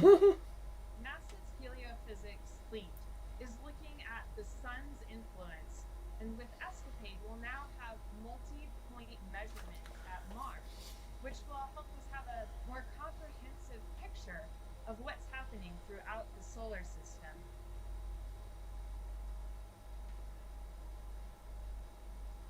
Just fascinating what these two satellites are going to figure out. And ironically, wouldn't it have been so cool to have these two satellites up there right now? Earlier this week, obviously, we had solar, some solar flares that came off of the sun, what we call coronal mass ejections. And it's coronal mass ejections.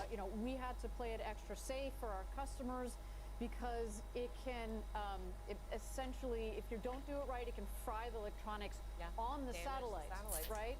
So if we had launched, and we were prepared to launch, if we had launched but then put the satellites up there and then it can't deploy solar arrays, the computers don't turn on, you can't just go up there and pick up the satellite and repair them. Like, that's why. Really? Why can't you do that? Satellites called blue and gold, after the UC Berkeley colors. So that is kind of funny. Why we decided to take a little bit of time. But as I said, can you imagine what these two satellites would have been able to observe if they were already in, the Martian orbit? But right, currently sticking to its origins. Taking plenty of. My God, everyone is going a bit crazy. Of course, for our friends at NASA and all of us that are helping build future missions to go to Mars, both for robotics, satellites, wow, fingers crossed one day for humans. That's right, Ariane. So if you're just joining us right now, you are looking we're still at waiting. New Glenn NG2 out there on the pad. Let's take a moment, toss it back over to the rocket while our team is investigating an issue.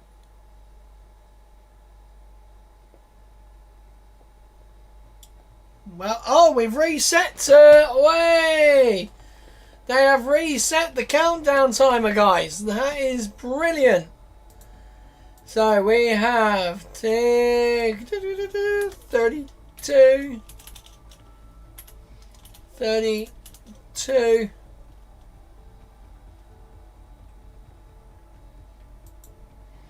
Right, let's see if this works.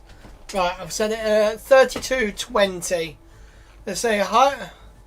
It's a shame EBDB couldn't get all the way through. Hopefully his meeting's not that long. Space Cow said, bet you don't get it. Oh, do you know what? I'm a little bit later. I'll take that. I will take that altogether.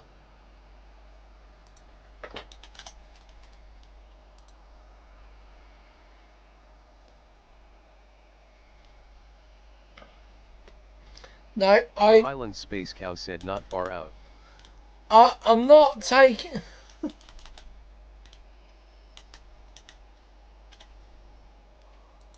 I'm not taking it. I'm not taking it. Come on.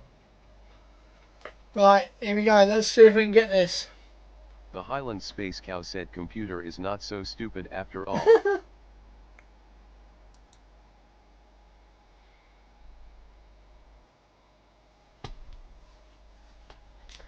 Fuck's sake, come on.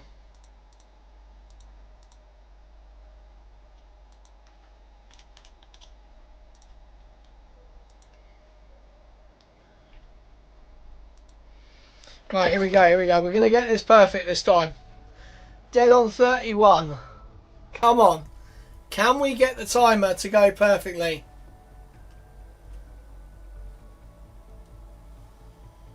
Yes! Come on! Douche! Right, so we are reset. The clock has been reset to 30 minutes. So they have recycled clearly. There's obviously a small problem, which clearly has been either resolved or it is within tolerances. Could have been just one of the fuel tanks not slightly to the right pressure.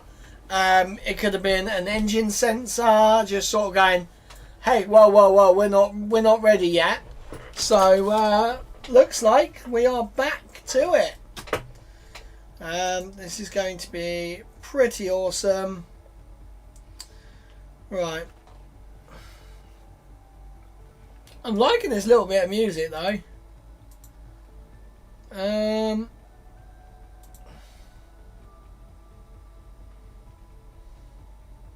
Here we go. We have an official Blue Origin post. We have recycled and resetting the clock T0 to now 3:45 PM Eastern. Or what even is that? Oh shit. That's just as my daughter's meant to be going to bed. Oh god.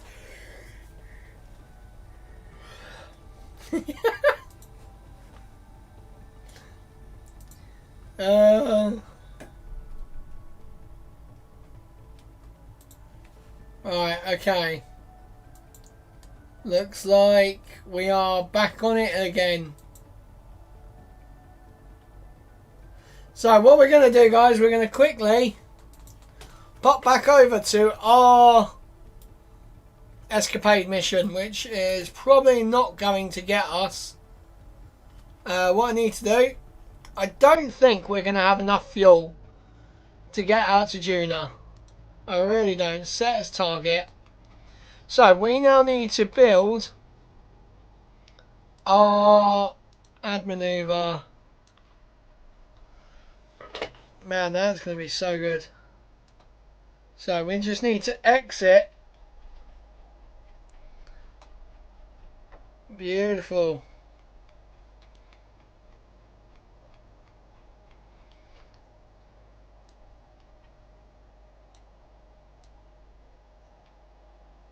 Right, so we're just going to get it so we go out. Perfect. Now what we need to do is face it to our maneuver node. So we have the sun over there.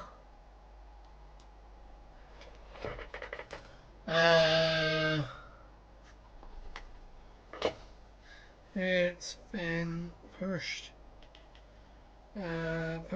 back 25 minutes. Right, there we go. So we are just gonna move our rocket so then it has. All right, welcome back, everyone. You are looking at NG2 out there on the pad. You might have noticed we have reset the clock at L-27 minutes and about 15 seconds to go. We are recycling and resetting the clock with a new T0 of 3:45 p.m. Eastern time. Now, while we have a little bit of time and you see New Glenn out on the pad in all of the New Glenn glory, that rocket is. We have to talk about what is sitting in GS2, and that is ESCAPADE. Now, I actually had the opportunity and the honor to catch up with Dr. Joe Westlake to talk about solar weather effects and how that can affect satellites and what we can expect from the deployment of ESCAPADE. Dr. Joe Westlake, heliophysicist at NASA. We are so honored to have you here with us in the studio. First off, let's talk about heliophysics. Yeah, it's really excited to be here. Really excited to see the ESCAPADE launch go up. Really jazzed. And heliophysics, right? So heliophysics is an interesting word. It's fascinating because, you know, one, it doesn't exist in the dictionary yet, which is really an interesting thing. Right, I'm trying to. Slang era in heliophysics. Merriam-Webster actually just picked it up. But heliophysics is like the science of the sun. Why can't I move it? Order. So when you think about ESCAPADE, folks would say, well, like, what does heliophysics have to do with some Mars mission? Why do we care about what the sun does to Mars? Right. Well, you know, ESCAPADE is a space weather mission. We're going out to ensure and protect the space weather effects on Mars, on our astronauts, on our spacecraft that are there at Mars. And as we saw over the last couple of days, space weather is kind of a big deal, right? Alright, there we go. That should be better now. How space weather affects right, we're going to leave. Yeah, so hopefully folks over the last couple of days really I'm losing my mind, guys. I am losing my mind. We saw across the U.S., even down right. here at the Florida at the Space Coast, right? We saw red aurora sat over top of our rocket. Dang it. Okay, that's... It's a pretty light show, but what that really that's not going to work. We're going to leave them talking. Energetic particles that have come in from the sun, right? A coronal mass ejection came in, multiple coronal mass ejections came in from the sun. We got to just pushed into our come down, and we are doing our burn at the best point possible for us. For our spacecraft, which of course, you know, in the early days of any mission, they're a little bit fragile, right? It's sort of early days. We want to get the solar arrays deployed. We want to get the mission up and ready to go and safely out to Mars. And those early activities are really critical for us. Certainly. So for people who don't know, tell me a little bit more about the heliophysics tied in to ESCAPADE. Yeah, so, you know, when we go out to Mars, right, we're looking at how space weather, how the solar wind, how these coronal mass ejections and flares impact the Martian atmosphere, how they impact Mars as a system, how they impact and change how, you know, atmospheric escape happens at Mars. Because Mars doesn't have the same atmosphere that we do here on Earth, right? Absolutely. Here we go. We're going to start our burn. Right? When I look at the difference between 6, 5, 4, 3, 2, 1, go. Why is Mars so different, right? There's a great question that relates to how Mars is. This is going to push out our perigee really, really high. And ESCAPADE is actually going to deliver to us a better understanding of whether the atmospheric escape changes in time or changes in space, right? And so getting that feeling and getting that understanding will let us figure out how Mars has changed over its history and be able to conserve and understand how that applies to us here at Earth. And for the first time, we have a lot of firsts, actually. So we have 2 satellites that are deploying that are going to give us information. And on top of that, this is the first time we are deploying, not during the critical Mars window. We're actually going to go into kind of this, like, lollygagging phase just for a little bit until we hit that window. Can you kind of explain that? So isn't that amazing? Like, usually, man, think about the come on, aligning, right? I mean, the greatest planet alignment was when we sent the Voyagers out in the 70s, right? All the planets have aligned. We've gone and done the Grand Voyage, right? But as you go to Mars, every 2 years a window opens up where you can make the most efficient trip to Mars. And all that means is that Earth and Mars are in the right spot of the trajectory. Or I may have fucked up, guys. Every year, to where you can actually get from one to the other. So once every 2 years, we line up and we make this, you know, it's like, how many Mars missions can we get off the ground in that one window? In that little window, yeah. But one of the great things, one of the innovations that we're doing here with ESCAPADE today is we're actually going to send it outside of that window. We're going to send it outside of that window because we can put it right, we're going to put it into where we're meant to be. Parking orbit and let it sort of hang out, loiter, hang out near us here at Earth. So we can make some measurements about the space weather here around Earth, and we can prep for those spacecraft to then, with their own propulsion, get themselves out. I may have started at the wrong time. I forgot that you don't go off the node. You go off when it says start burn. The safest out in space, right? There aren't earthquakes or hurricanes or other things to worry about when they're out in space. And plus, we always love to have amazing data that right, here we go. Almost no matter coming back around. And what's interesting is we're sitting here in 2025, but this mission is really going to take, I mean, it's 5 years when you also count all the way to when we're going to get the data that starts to come back, right? So 2025, around 2027 is when ESCAPADE will actually be at Mars, and then it starts kind of being reoriented. Is that my understanding? Yeah, we have a couple of different orbit scenarios with ESCAPADE because we have different questions. Right, so one of the questions is, I want to follow, have a leading following orientation. So we're starting the burn in 1 minute. I want to see how things are changing in time by doing that. Let me get down a little bit more. Spread them out in longitude, so like east-west. Here we go. Try and fly them somewhat side by side, but then we're going to ask questions that are like, okay, what's the inside the Martian atmosphere versus the outside? There's a lot of dynamics and other things that we can do with these, you know, really 2 very. All right, here we go. That we're sending out to Mars.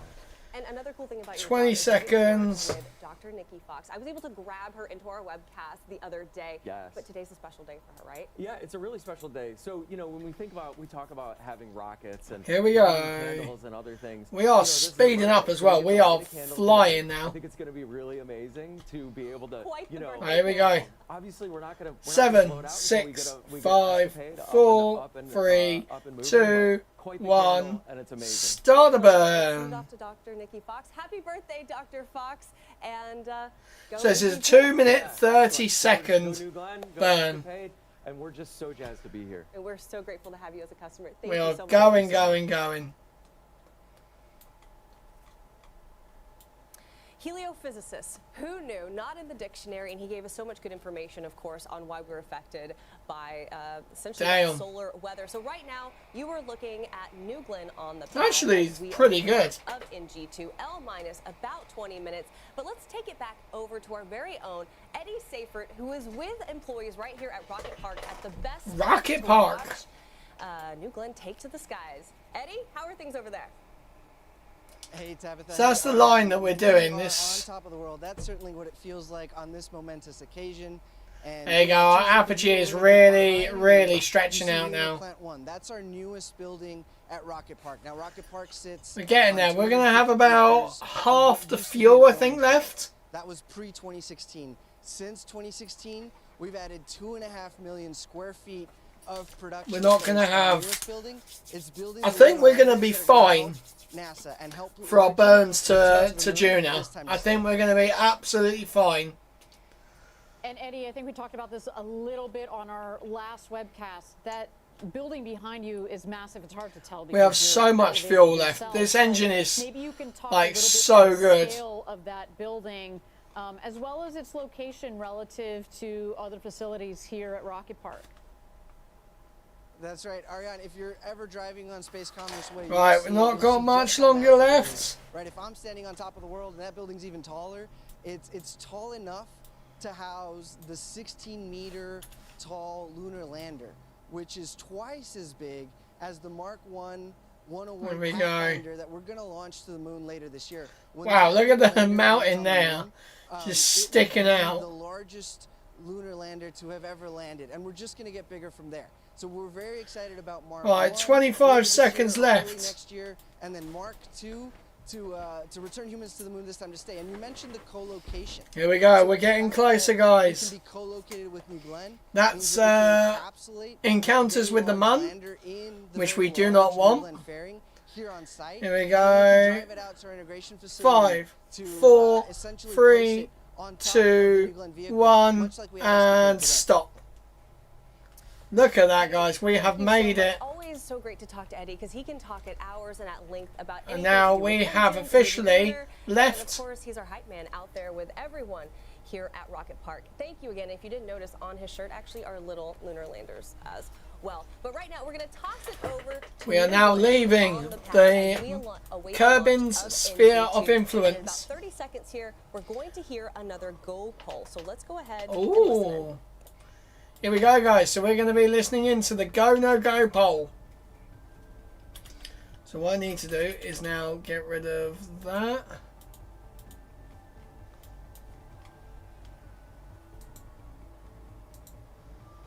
It's really annoying that it doesn't clear once you've done that. It's kind of annoying. Right, here we go. So we are going to zoom out of the sphere of influence of Kerbin. What I haven't done is I haven't stuck out the communication poles.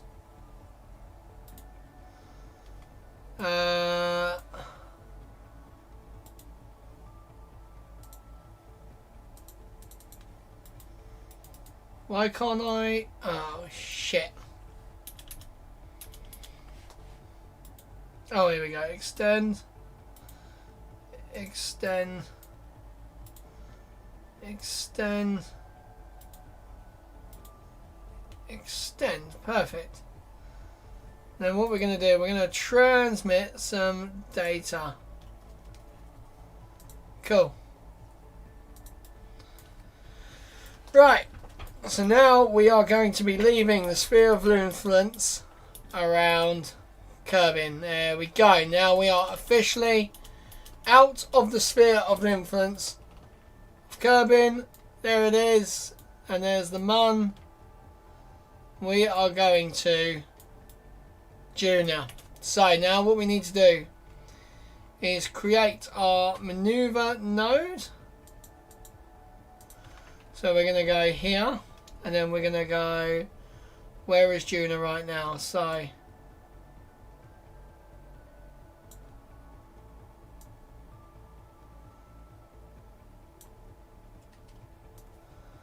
I'm back. What we want to do is just ever so slightly just keep adjusting it till we find the right place where we have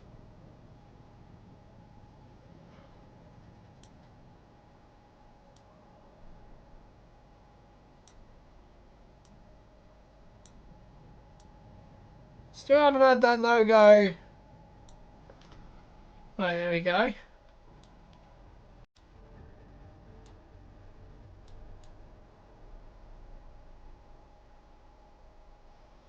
So we have now got ourselves a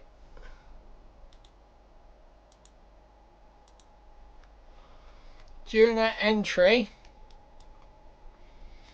So now what we're going to do is just refine it a little bit more. So we're going to come up a little bit more. We're going to go... The Highland Space Cow said ULA launching today. Yes, ULA are launching later on tonight. I think it's about a 3 AM launch. I will be trying to do it, so we shall see. I need to make the stream. I don't know whether... Oh, there you go. That is beautiful. That is exactly what we want. Oh, that's beautiful. Right, okay. So what we are going to do now, guys... The Highland Space Cow said, oh, I'll be snoring very loudly by then. I can imagine. So, we are going to be coming up and round, and then from here, we'll be doing our Mars transfer orbit. So, right now, what we need to do is...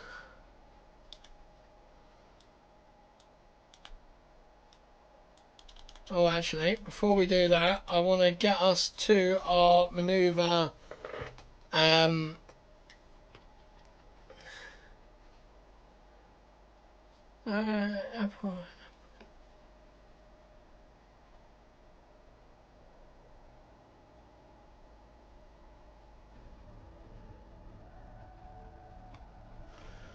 Right, okay.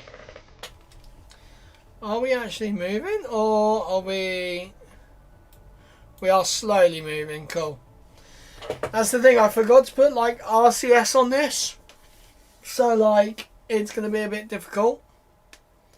But we are ready for our lunar transfer orbit insertion. Welcome back, everyone. You are currently watching NG2. Now, we are awaiting the go poll for terminal count. Right now, we're in a hold and we're getting more information. But do stay with us. Keep your eyes on that screen because New Glenn is out on the pad and looking absolutely... So we got another hold again. We do have another hold. This is not good. Why can I hear birds? Shit.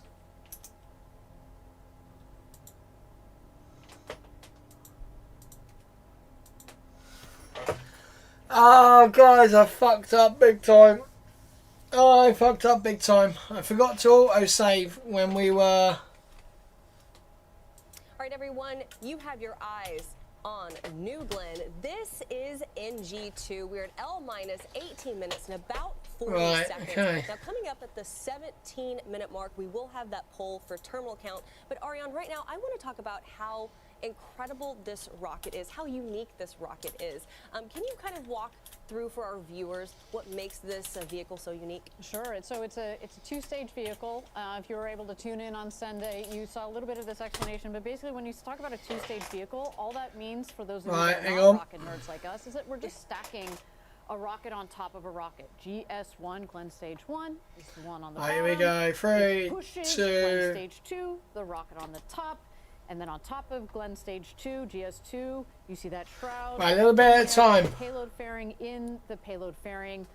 Today, our payloads, NASA's ESCAPADE, the 2 satellites. Right. But what makes this rocket so special? We are going to... I'm going to just be right back, guys. I'm just going to pop to the toilet. I shall see you guys in a second. First stage in particular is, we've had our New Shepard program, our suborbital program. We've learned so much from that rocket program. And there's actually some interesting similarities between the two, but also some differences. Up here, you see that we put we call them now the forward fins at the top. Those help with the directional capability. New Shepard also has those. But this one, we also have the strakes. We want to be able to essentially fly this rocket back home and relight the engines. So it's a beautiful rocket. I cannot see it do its thing this first time in just a couple of minutes here. I know, and at L minus 17 minutes, let's listen in for that go poll for terminal count.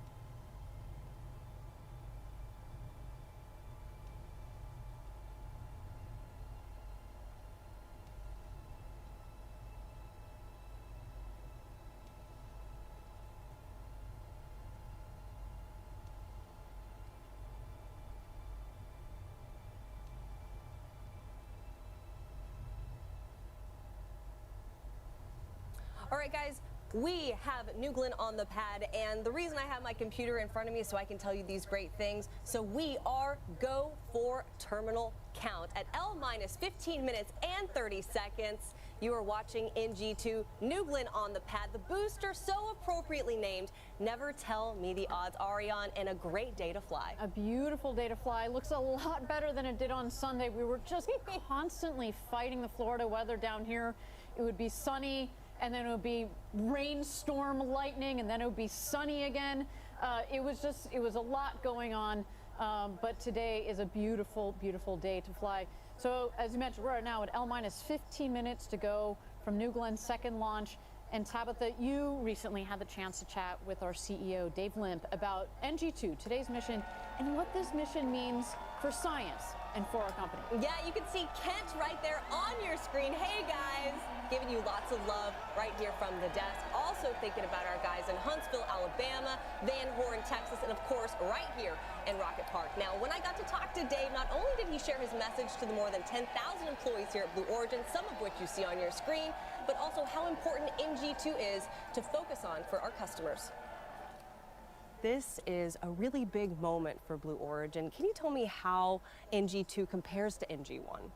Yeah, I think NG1 was obviously our first mission. There was lots to learn, and we did learn a lot, and unbelievably successful in that we made our goal, which was to get to orbit.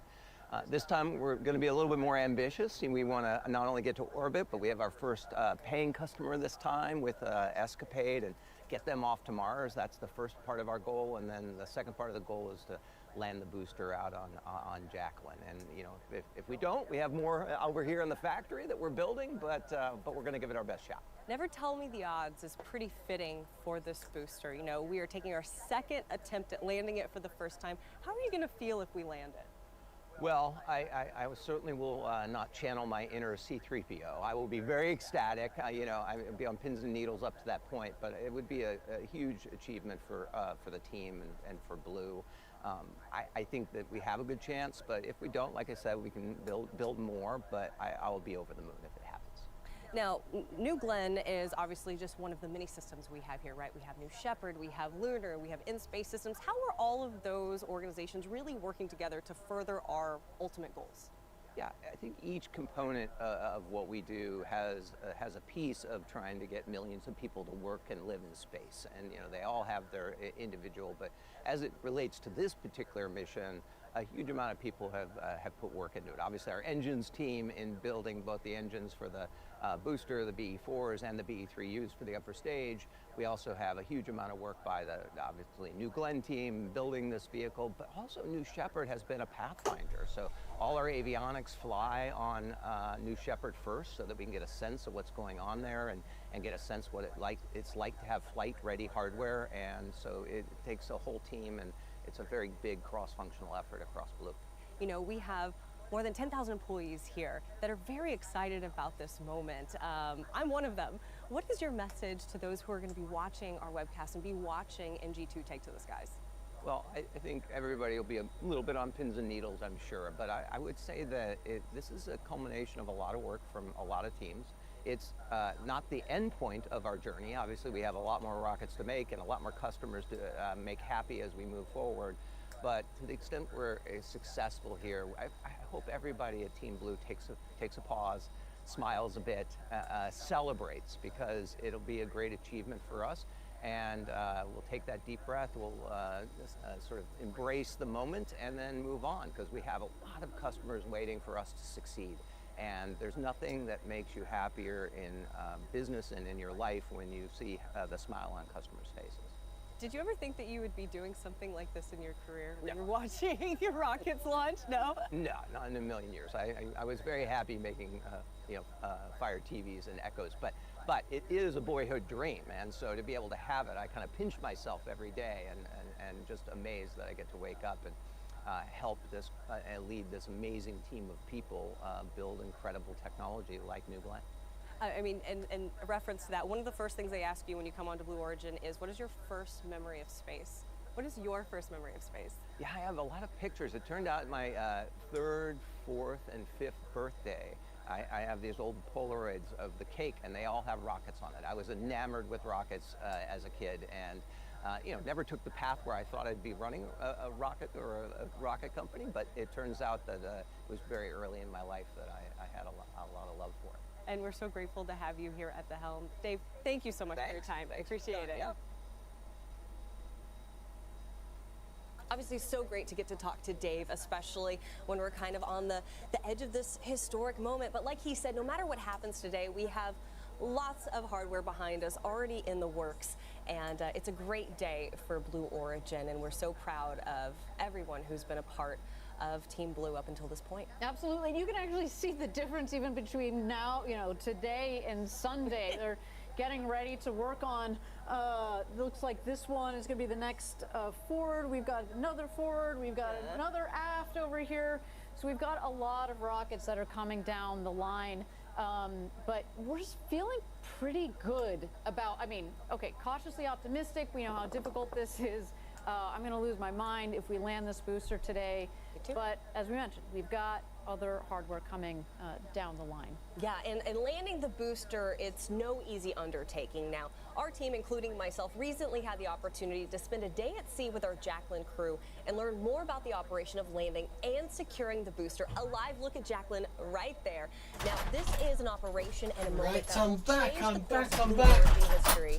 Check it out. Let's diggity doggy go. Oh, there's Jacqueline. The Jacqueline is that landing platform vessel where New Glenn will come down, land, and we secure it and bring it back in. Oh, right. She's 380 foot long, 150 foot wide, and she's a self-propelled vessel. We are the recovery side of the operation. Right, I need to land, and actually that feather is a center point. We have to leave 4 days before launch. We check all our equipment. Yeah, so they've been out there for like, what, a week now? For 300 miles, depending on how far the landing location is. And once we get there, dynamic positioning allows the thrusters on board here will hold this in position within a range of about 10 feet. We'll have a couple small changes of Jacqueline's position. They're going to feed us new coordinates, right? So we might move 500 yards this direction, a little that way, but we're generally... Oh, it is methane, right? Okay, I'm a liar. It's what we saw as what I said about the flare stack. It's not hydrogen, it's methane. It is methane. The booster effectively, we'll start pumping high pressure nitrogen into the booster, which will allow the detanking process to continue to make the booster inert and safe for us to operate around. These are the transit stands. These are what we actually use to secure GS1. Each one of these units is individually controlled. We'll have 6 different operators operating them out under the vehicle, and then we're able to lock out the stands, which basically rigidizes GS1. Man, a lot of people are like, what the hell is going on? the complexity of what we do out here is pretty important because we operate in such an isolated environment. We're hundreds of miles offshore. We're relying on satellite communication. The one thing about working on the ocean and in the elements, we fight. Man, we're really having, hopefully, the best time now. Hopefully this one should be the last hold. To retrieve these vehicles and bring back and reuse them. We reduce the cost, we reduce pollution. My favorite part of being Team Blue is how everybody works together as a very cohesive group. This is really, really rewarding just to kind of see everyone marching together towards one successful landing operation.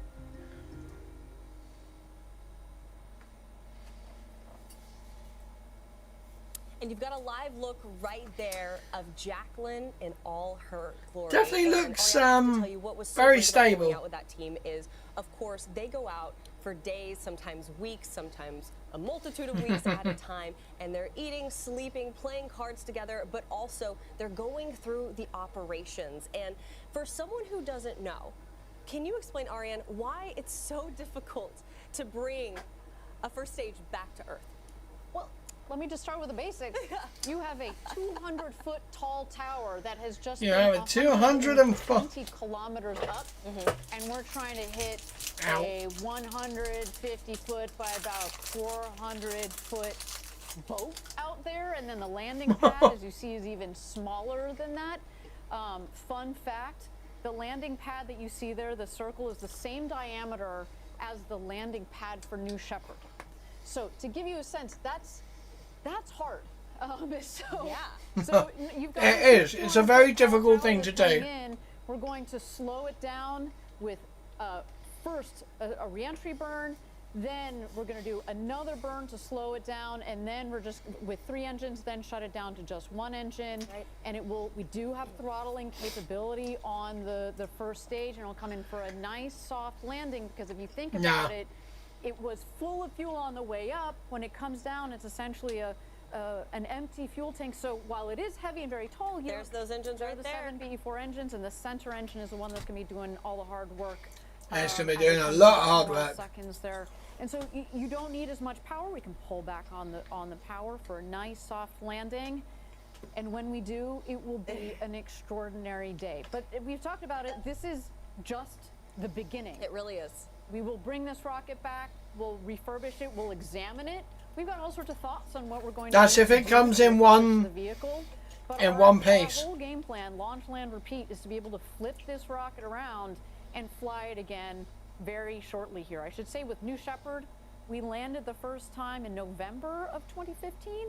And here we are 10 years later. Here we are, well, 10 years later, yeah, but it only took us about 2 months to flip around the first rocket that had ever gone to space and back. So we've got kind of same time scales that we're thinking here. It's not going to, we want to go fast on this. And if you're taking a look at your screen, you see New Glenn on the pad, and on the upper right-hand corner, you see L minus 4 minutes and about 6 seconds. That's going to change to a T minus any moment, and that is really when the vehicle itself is starting to run on its own. We're going to start being able to hear our mission ops, Patrick Moore. There you go, there's T minus.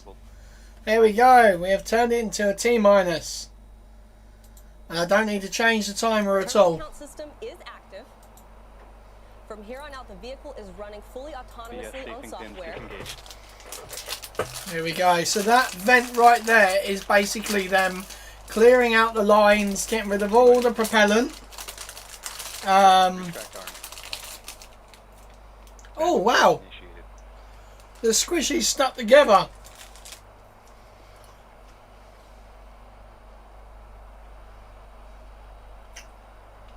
How exciting here. We're taking down Right. 3 minutes. We're going to launch this vehicle to space. We're going to put 2 satellites on their way to Mars, and we're going to try to land that booster for the first time. So exciting, and a big props to our launch control team that has managed to do a recycle on this vehicle. We want to fly today, Tabitha. There we go, guys. There are the cheers, yes! The energy is palpable. Our launch director, Megan Lewis, she's in the control room now. I know this is an exciting moment from her. There we have employees from all across the United States. Perfect. Alabama. Big Right, guys, who's ready for this? And of course. Oh. GS1 pre-press HQ, start. Ken Washington, Ken we see you. Washington. All right, rocket going through its last motions here, making sure the tanks Nice. are pressurized to their proper flight levels. That's right. Here we go, guys. Are we going to go to one of the world's most expensive fireworks show, or are we going to see a successful launch? T-minus 2 minutes. T-minus 2 minutes to go. LNG on the first stage, liquefied. Beachnut 985 said, I didn't know a two-stage rocket can achieve escape velocity. Yes, so the second stage is, well, Falcon 9 can do it. Falcon 9 can place stuff into, oh, actually, that can go to, Falcon Heavy can do it. A spectacular view. I don't know if Falcon, yeah, actually, I think it's just because it's a larger rocket, that's why. It is a much larger rocket, so it's going to be pretty cool, Beachnut. It's nice of you to join us. There are those BE4s, 7 of them, ready to take New Glenn. She almost said New Shepard. 3.85 million. There we go, T-minus 1 minute. Here we go, guys. 60 seconds here, as mentioned before. We will light 4 of the engines, then 3 of the engines, just about a second or 2 off. Damn, here we go, guys. You'll see the big water deluge, and that's when you know. Yeah, there's a lot. Well, as soon as the water deluge goes on, there's the air raid siren. You hear the power up. You certainly do. And with that, you'll see that water EBDB said, bro, just in time. Yeah, just in time, EBDB. You're so lucky, fella. GS1 hydraulics internal. Here we go. EBDB said, just got out of the meeting. Damn. Right, here we go, guys. Here we go. T-minus 15. Water deluge. So they have to go now. They have to go, or they... Here we go. Engine should ignite now. Are they going? It's going. What is this camera work? And it's going. Oh my god, I forgot how slow this is, guys. It's going. Holy shit, it's going. Oh my god, I genuinely thought it wasn't going to go. Oh my Christ, look at that. Mate, it is so slow.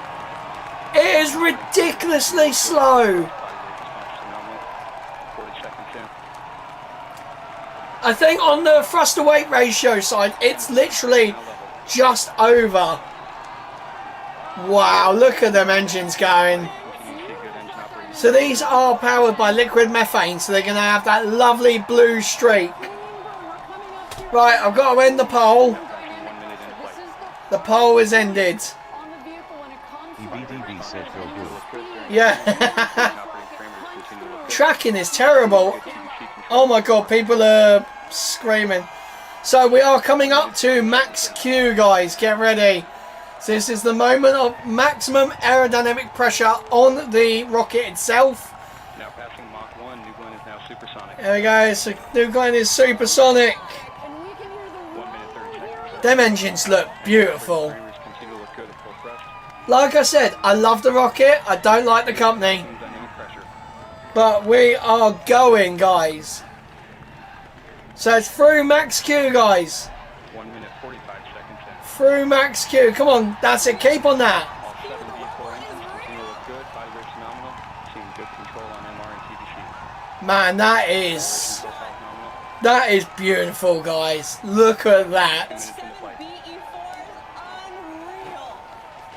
Man, that is crazy. Have you noticed though?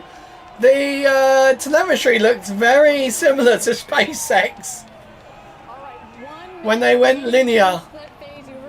Guys, look at that. So we are oh, I don't even know what the fucking altitude is in feet.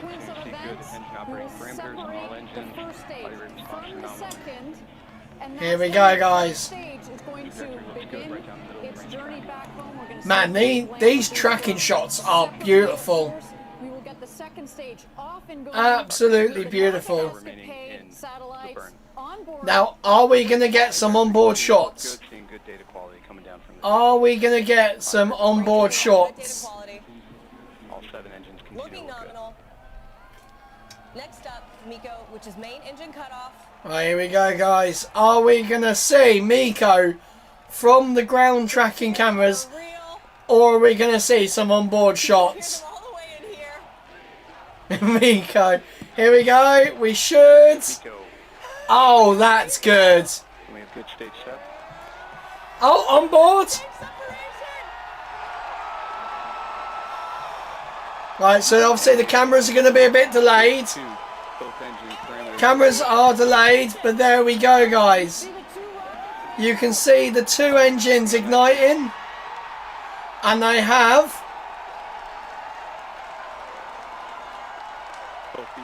ignition of both engines. There we go, guys.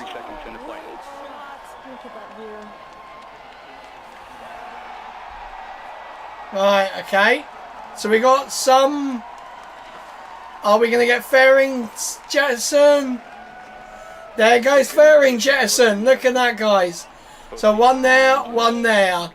Second stage continues onwards. Oh. I see, it's looking good. So there is the booster, I believe. That is the booster doing its flip. Continue to look good. This is a 9.5-minute burn for GS2. 4 minutes 25 seconds into flight. They've really messed up their audio levels. So I believe now this is the booster. At 9 minutes is when we're expecting the first stage to touch down on Jacqueline. Are we going to be seeing? So it does an entry burn, pretty much very similar to. Remaining in the GS1 coast. Pretty much similar to what the Falcon 9 does. That was such a beautiful launch. That was gorgeous. Now, can they land? Can they land the booster? So once again, this is ground tracking you're seeing. Clean separation, clean fairing Right down the middle of the range jettison. track. Engine operating parameters on GS2 look good. It sounds like our GS2 is having a beautiful ride.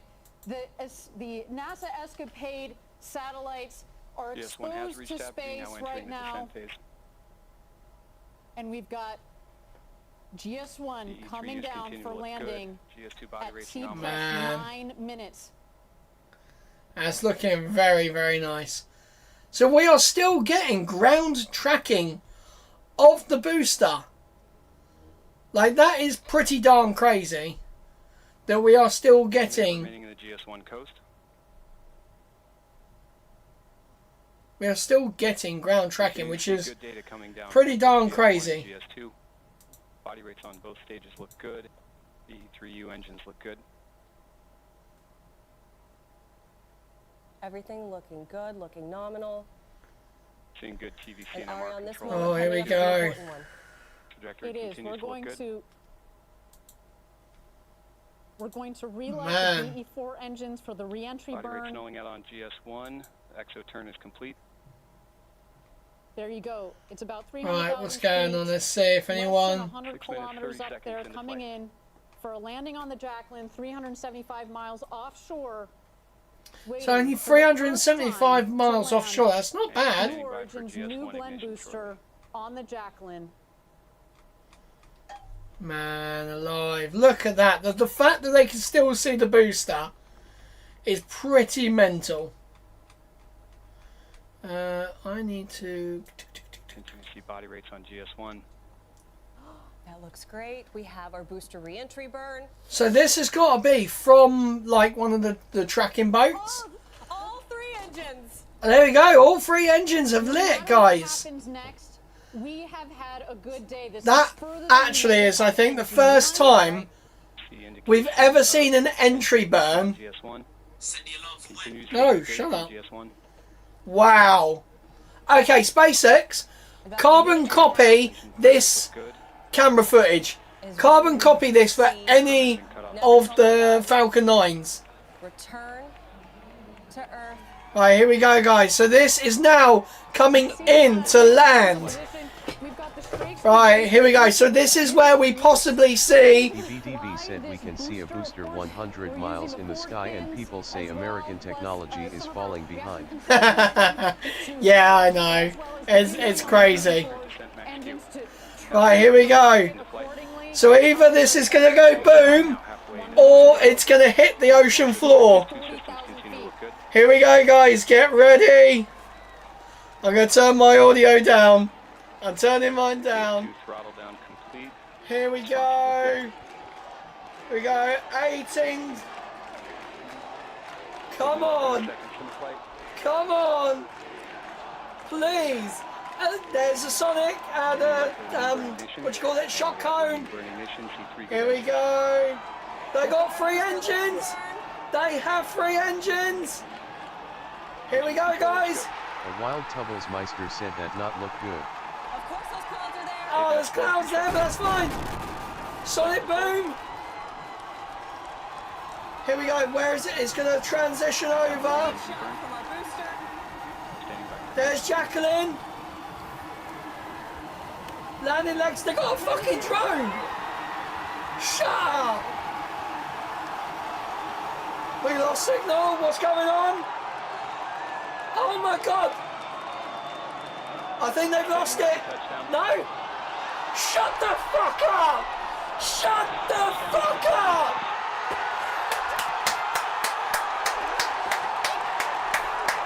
Fucking well done.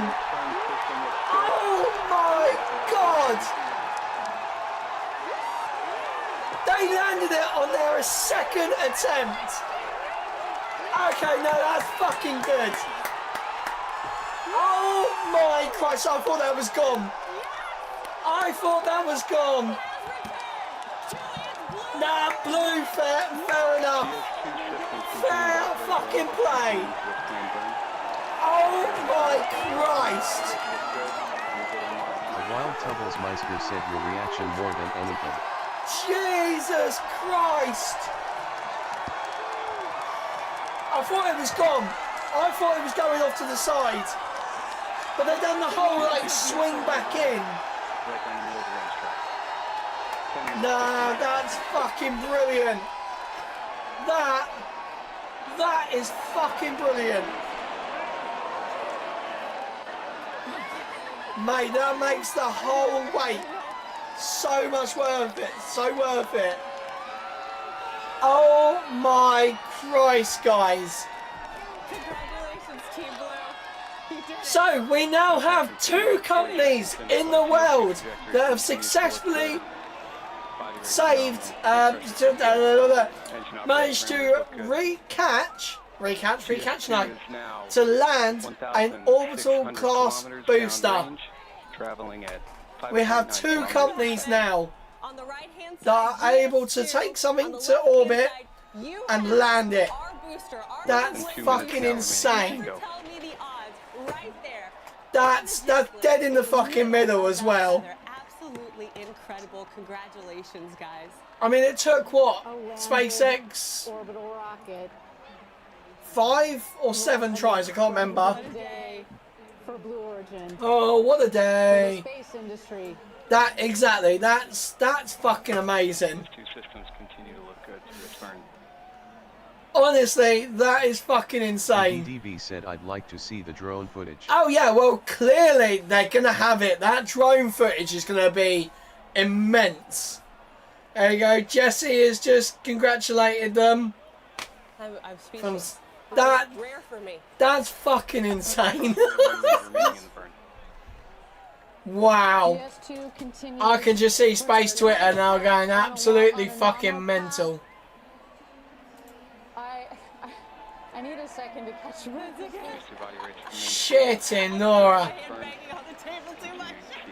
Max Evans going crazy. Tank pressures are nominal. Bottle pressures are stable. Wow. We're gonna replay the landing. That's something so good. You gotta watch it twice. Oh, here we go. Come on, give us a replay. Come on. Ah, see, The date, look at that coming down. Look at that. That is, do you know what? Well done, Blue. No hate towards Blue for that. No hate whatsoever.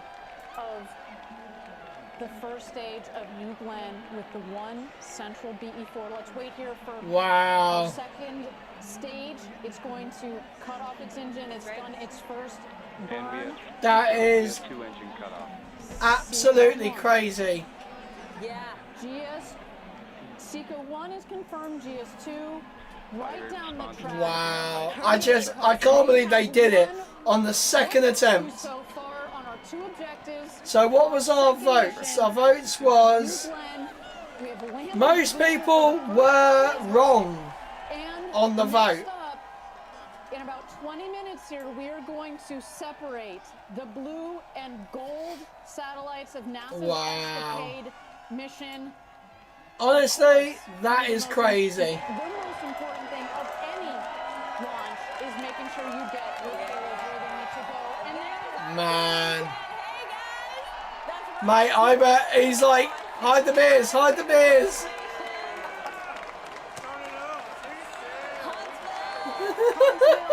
Thank you for those beautiful engines. DDB said stage 2 can still go blue. I mean, it still can, yeah. We love you too, Huntsville. So they've got like little drone things that are gonna like robot out and then connect to the booster. Like these things are huge as well. They're not like little tiny cute robots. They're like stuff that used to work in like Amazon factories. Oh my Christ. Wow. This time in flight, GS2 is now 3,020 kilometers downrange, track 7.9 Wow. seconds. What a momentous occasion. An incredible opportunity to witness. Imagine if they lost the second stage. Eddie, I'm gonna be honest with you. It's so loud around you. They're chanting. Is he going, let's go boom. But you gotta tell me, what is this moment like for you, Eddie? You've been here a long time. Wow. You've seen the New Shepard booster land for the first time, and now you're watching New Holy shit. Yeah, this one was way better. Just Wow. incredible to watch. Right, so let me have a look at the timeline. So, launch, land, repeat. I love it, Eddie. And I Escapade Blue, 33 minutes. all throughout Rocket Park. T minus 33, T plus 33 even. In this building. Wow. And there is a Viasat tech demonstration on this as well. That goes at 38 minutes And of course, past. that's mission control, launch control.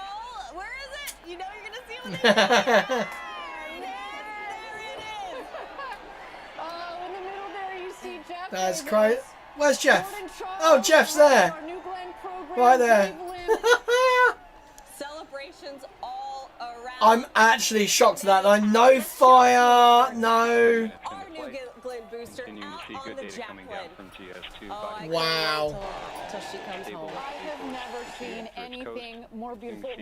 Not since the first landing of New That is Shepard pretty damn in crazy. November of 2015. My goodness, we are almost 10 years almost later. exactly 10 years apart to land our booster. Right. Just incredible. And now we're watching here. We've got a map here on the left. That's our stage 1 that, of course, made this beautiful landing on the Jacqueline, Wow. 375 miles off the coast. And what you're So like we seeing in the said, center of we the can now screen, say there are GS2 two with companies NASA's ESCAPADE in satellites the on world board. that can land a orbital class booster. Until we deploy the 2 satellites. Fuck me, that's crazy. If you had said that they were going to land it in 2025, I'd say no. What we call a hosted payload on board, a Viasat radio tech demonstrator on board that we will. Oh also my power on. Christ, But that right now, is all 3 payloads are mental. exposed to space and are on a beautiful flight, a completely nominal flight. That's right. So far, Wow. on its 17 minutes, way 15 to seconds into flight. space and I actually can't believe that. 15 minutes into flight. Landing the booster, of course, was a historic moment for us here at Blue Origin, but the show isn't over. Still tracking, of course, deployment of ESCAPADE. And that is mad. we want you to be aware of over the next 20-ish minutes. All right, at the T plus 25 minute, the second stage engine will ignite. At T26:44, we're going to have SECO 2, which is that second stage engine cutoff. And then, of course, at the T plus 33 minute mark, and that's when we finally get to see. Ah, right, okay. So, you know, I said about that it has a very low thruster weight thing on takeoff. That is because they have so much fuel in the booster that it allows the booster to come down. Let's use my glass for this. So it comes down, hovers, move over, and then comes down. So obviously that's going to use a hell of a lot of fuel. That's why it has such a low thruster weight on takeoff. So it has basically a load of reserve fuel for doing that. Those two body rates have remained stable throughout the coast. I actually can't believe that happened. From the vehicle. Trajectory is nominal. I generally thought it was just going to like straight in the sea. Mate, Twitter's going mental. Really encapsulates a past, the present, and the future. Yes, especially working with Blue Origin. What ESCAPADE can do is Wow. tell us about what happened at Mars billions of years ago. It used to be habitable with Wow. oceans and lakes of water, but then something happened to its atmosphere. All of that water. Oh god, here we go. TV said Falcon's engines have too much thrust to hover. Yeah, exactly, yeah. Brings us to today. Because that's why they do what's called the suicide burn. Is because literally they start the engine and they throttle it down to as much as they can. And as soon as they get to that bottom bit of thrust, it should be touching the drone ship. Oh fucking hell, here we go. The SpaceX hate is on. Get to Mars and how we protect our assets there. Oh my Christ. What is the most exciting part about being a part of this? Someone's trying to rage bait everyone. That's fucking brilliant. Wow. We've never done a mission like this at NASA, or really. I generally can't believe they landed that on the second time only. We're pushing the envelope, and we're doing incredible kinds of technology. Someone who's a SpaceX hater, he's put should have used Starlink. So can you dive in a little more and explain how wow. Now just past 20 minutes into flight, less than 5 minutes remaining in the coast. The academic environment. Wow. You just get to think for a living. I actually can't believe. Where the theory comes in, but then the commercial partnerships. These are the that is mental. These are people who make it happen. All of our dreams in academia. Right, so we have another burn in a little bit. NASA then enables that. So you have this like perfect 3 points of this like pyramid to do incredible and great things.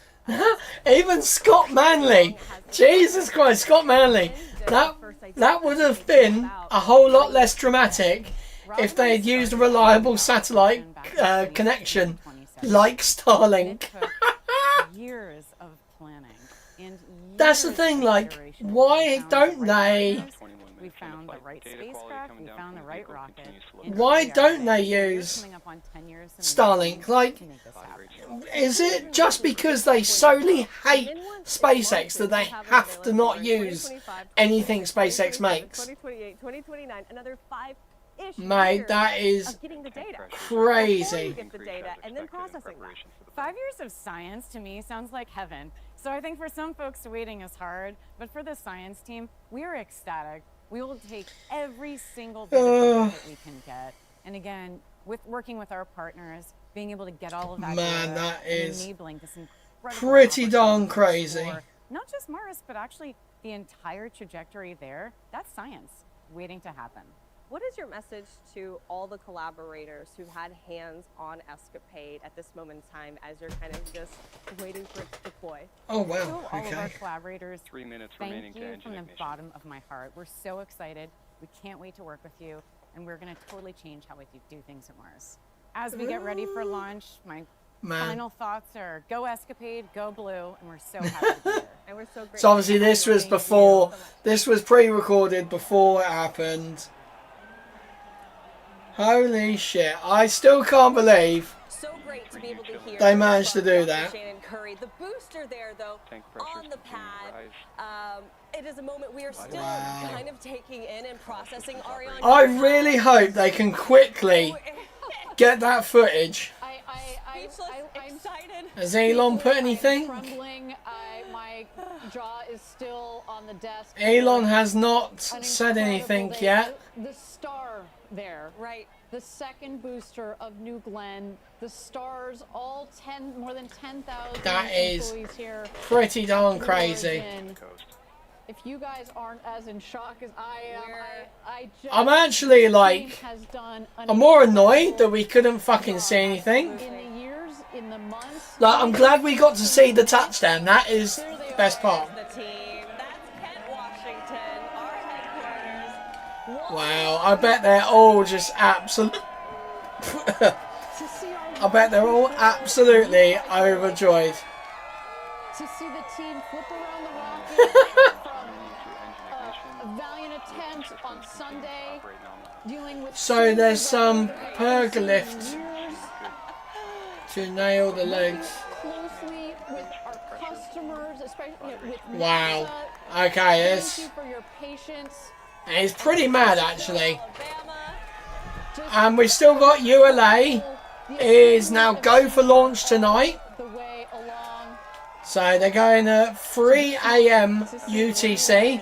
So that's for me, 3 a.m. And if you didn't know, that is what we have named this booster. So there is a little robot As you said, Ariane, that will come out somewhere. I don't know where it is.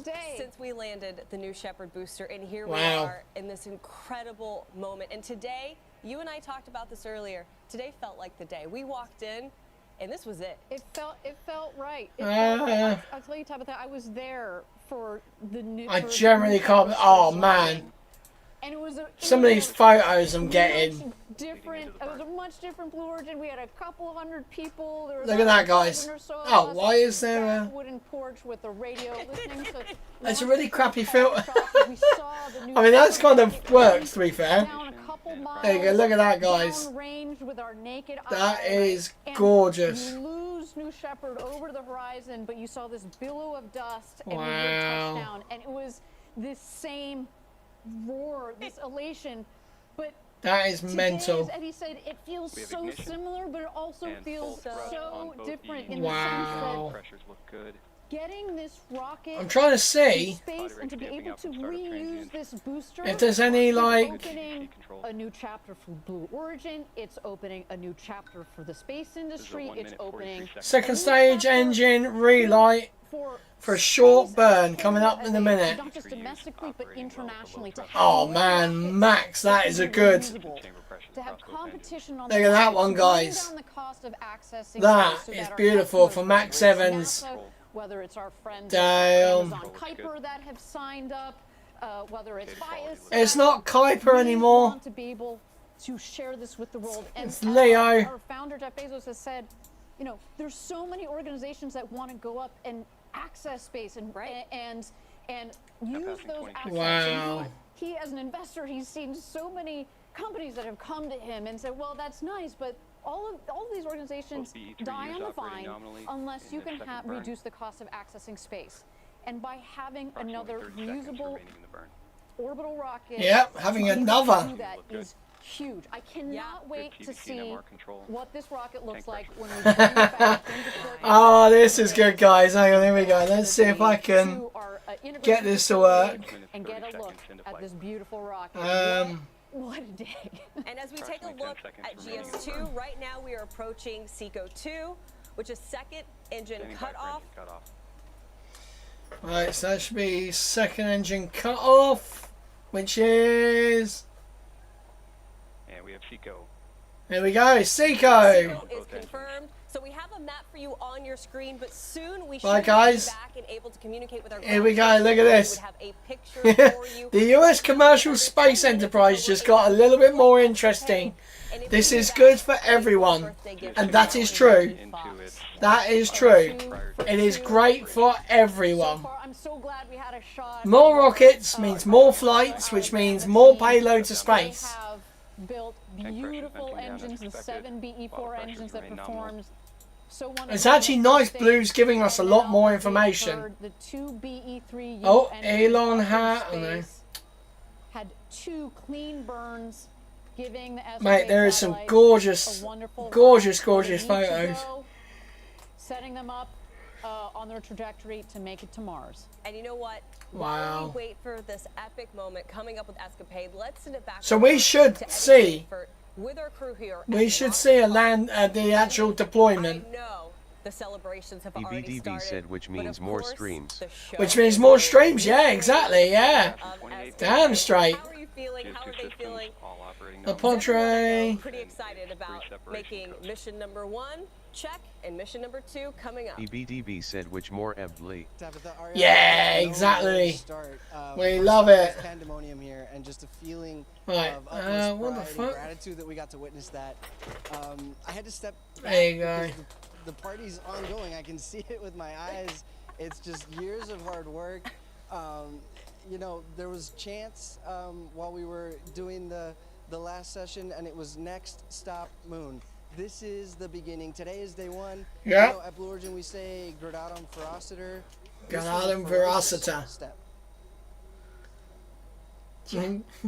That's to put it lightly, a ferocious. I think I was screaming and banging on the desk. Early on. You were almost in tears. I know this moment for all of us, and we are here on TV just representing, as you said, the more than 10,000 employees. We get to peek into Huntsville and to Kent and into Van Horn. Well, I'm literally looking at. Everywhere across this country, I think people are celebrating knowing that So there is definitely onboard footage. more accessible, and I know there's future generations. I cannot watching wait now. I know there's people until from they all over the world, post. as far as Brazil watching right now, and those individuals have to know that we are setting up the future.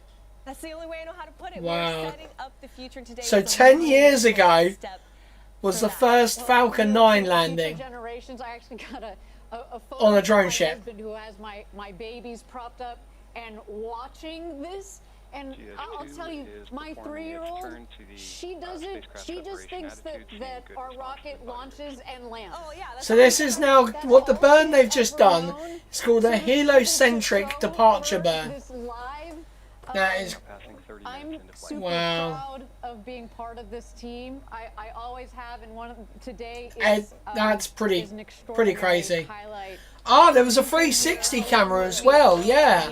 How do you feel? Well, no, congratulations. I mean, as you were talking about earlier, Wow. how we were sitting in the back porch. Yeah. So when we had that black icon that said buffering, that was actually a 360 camera, which is are looking at you. That's like a rocket definitely if they release that today. footage, All our rockets, but a special and I'm gonna be absolutely no, loving there's so it. many reflections that go ahead. Oh, I was just gonna say, you're right. You know, it's our rocket. It's such something that just brings our team together. Wow. I know we can't turn Oh, the camera around. Elon. But how are those celebrations still looking? How many people would you imagine are up there with you? Well, we were 500 plus strong, more or less, throughout the whole party, and the energy never abated through the first go-no-go poll for terminal count up to the first 20. What? No, he didn't. The recycle, the spirits were high. Eddie, They did not. And they're going to continue. I can't wait to talk to you after this webcast, give you a high five, but you're looking at a live look. This is Escapade in space, the twin spacecrafts that will be heading to Okay. Mars Oh in my God, look at 2027. this. For the first time ever, 2 spacecrafts at the same time are going to be studying the red planet, and also for the first the time hell? ever, we're able to send this in kind of this in-between period. We didn't have to hit that exact Mars window because they're going to make their way to Mars on the right trajectory, and this is something completely unique for NASA and for us here. Let me have a look. Where's Blue's There's a post? live look at the Jacqueline, the booster, so aptly named. Never tell me the odds. Never tell me the odds. So perfectly on that feather. Where's the little thing that, like, the robot? Here, you are going to see I want to see the little robot. payloads deploy. What a moment. What a payload. Shot again. We had what's called an ESPA ring that's on top of the payload adapter, And 1 minute they're, remaining to they are 1 minute remaining to payload deploy. the ESPA ring laterally. So first the blue satellite's going to deploy. 30 seconds So later, did Elon the gold will deploy, say and then congratulations? We also have the Viasat tech demonstrator at 38 minutes. I have into not launch seen. that will also turn on. I have not seen Elon yet post. Elon Flusk. Yes, you can follow along right here on your screen. Replies. The telemetry there at the bottom. In the next 40 seconds, that is the moment where mission objective. Yeah, once again, he still has not posted yet. Coming up on Wow. 3 minutes into flight. We're standing by for spacecraft 1 set shortly. Right, here we go, guys. So he's gonna get rid of one, and then they'll get rid of the second one. So there's a little bit of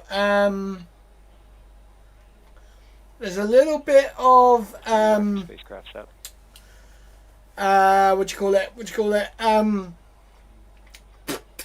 There's a little bit of time between the two. Are we gonna get payload? And we have good indication of Escapade Blue spacecraft We do have separation. payload separation confirmed. Man, this is Blue. terrible footage. Second payload. Absolute terrible footage. Just about a couple of seconds more here. Standing by for spacecraft 2 set. That's better. Oh, beautiful live shot from over 700. I don't think this is live because this is more of a photo than anything. Oh, there you go. Oh, yeah. What is this, like 1 frame per minute? Successfully deployed. So they've successfully deployed it. And we have successfully deployed Damn. and gold satellites for Escapade. 2 for 2. There goes our robotic vehicle. Wow. Securing I didn't see it. one onto the Jacqueline. That's right. Absolutely spectacular. Damn. So we got a new... Oh, there it is. There it is. Look at it. So to put in perspective, that's as big as one of them luggage trailers that go to like the planes. To be very clear, we didn't clarify this earlier. There are no people on the Jacqueline right now. It's Yeah. that robotic vehicle that is going around the rocket. That is fucking making brilliant. Sure that we definitely, God, just drive off the edge. Can you imagine if it just drives off the edge? Nice and calm today. It was a rough ride the last couple of days out there, but of course we want to make sure that our 200-foot tall. So we have 2 companies and 3 rockets that can come from space and land back down. Shortly after, we will of course have the Harvey Stone, which is the boat that has our team out there. Oh my God, this data compression is fucking horrific. As well as soon as the rocket is stable, we want to make sure. It's like turning it into fucking an art paint. Oh my God. Art painting.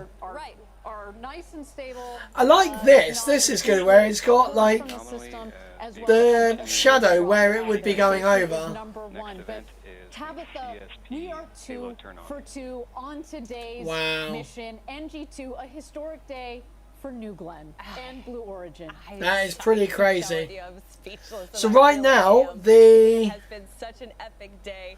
boost, the second stage will be going with it, Couple of minutes here. and it'll be going up to top, and it'll do a small little burn, That's an exciting thing. and then basically that will just shorten its perigee, just enough so it comes for an aero break. So great to work with so many customers. I'm and actually also shocked the that I world. managed to do it. Hey, we're here. We're in the game. We have a reusable booster, and this is just the beginning. No, and we said it on the last webcast. Wow. We've got. I just gotta we've get. got NASA ESCAPADE, but of course there are other organizations. UC Berkeley, Advanced Space, Rocket Labs. Rocket Labs that have been part of that mission. But we've also got Wow. Viasat being That one of was the generally. satellite That's operators almost in the world. exciting And we as took a chance on us. We get it. This is it was a the new booster rocket, catch for when Starship. we That signed really with was. them. This means a lot to us that you have. That is pretty crazy. Technology, your babies in our hands on top of this rocket. You trusted our team. You trusted. Okay, I wonder what she was going about that then. And we cannot wait. My babies are not on her hands. Other signed customers as well as our other future to-be-signed customers. We are open for business, baby. Wow. On New Glen. No, they did. Day, a new chapter has just They did opened. absolute epic job. That was The space industry. truly awesome. It's a new era. It's a new era. This is it. It's a new era. And as we said, at the T plus about 38-minute mark, which is happening here in the next Right, okay. 20-ish seconds, that's when the Viasat demonstrator should be turning on. But not to worry, if we don't get an immediate signal, that is totally okay, because that just means it's not connected to the Wow. ground system. They wait about another hour and then they try again. So some exciting stuff. And then just to know that we were a part of the payload going to Mars, that we're going to be getting. So now that is basically connecting to the bottom of the booster, and that is basically pressurizing the booster, or like taking out the pressure and putting in positive pressure, blah blah blah. For another 5 years. It is pretty crazy. Yeah, the power of this mission. Wow. You know, we're gonna feel it. It's not just something that's up and back. I mean, it is something that's up and back. I take that back. Look at that rocket. That rocket is up and back. But the other objective, of course, our payloads with NASA ESCAPADE will be working hard for us and working hard. What's for going NASA. on with Virgin Galactic? There is New Glenn out on the Jacqueline, right in the middle of the feather. Our ROV is currently helping save Wow. the vehicle. And I'm still like, kind of like shocked really that it worked second time round. able to go and secure all of those landing legs. And then once everything is good to go, a crew can come right back on the Jacqueline and get ready to bring it back here to Cape Canaveral. And I mentioned this. Oh wait, I just heard CSP has powered on, Viasat has powered on, Oh. it has made connection. That's a bonus. That's 3 for 3. Free for free. Excellent for our customers, and that is really, really important. And you see our we've talked about our robotic vehicle that is down there. Right. We mentioned it at the beginning of the webcast. That landing pad is the same, has the same diameter, the landing zone, as New Shepard. I know, New Shepard, and it's only 150 feet wide. See, it's not big at all. 150 feet wide. I want you to imagine landing a skyscraper on something that is that size. Incredible. Oh, Wow. There you have it. There Honestly, is, I of am course, we're continuing to shocked. honor GS2, but I am very, very shocked. ESCAPADE is deployed, Viasat is working. So with that, it has been an incredible, a fantastic. I don't know if there's enough words for me to say about what this day means for everyone here at Blue, for the space industry, for New Glenn, Yeah. and for ESCAPADE. Just wow. Yeah. I mean, let's take a moment to reflect on the key Nah. elements of today's mission. Ah, here we not go. We only might. met our mission objectives today, we exceeded them. That's right. Some of those, just to call them out, we had a clean liftoff. The 7 BE4 engines, they burn that beautiful blue LNG. I wish we could say that we planned it like that, but no, we use the LNG because it's beautiful. It works really well on these seeing good BE4s. launch vehicle data through Stage the CSP separation. system. The two stages separated. We then had the second stage that made a nice clean burn to get our payloads into orbit. We safely delivered the payloads. She should really lower her arm right now. We had the first booster landing ever of New Glenn. Yeah. What happened? Did something happen today? Oh. Oh God, no, that's cringe.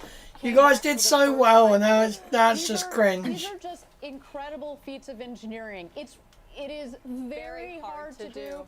I think by now we think that it's just normal. As I said, my child thinks that it's normal, but it is so difficult when you're trying to land. And now the next critical step for our team here will be to get that booster back. Yeah. Look and see how it's performing. When I want to see how far. Fly that booster again. Absolutely. I want to see how long it's going to take for them to refly that booster. For a moment, it's been an honor to have you here on the desk. So, I mean, you have such an incredible career under your belt. SpaceX Being able to walk our viewers through every important step and every important moment here.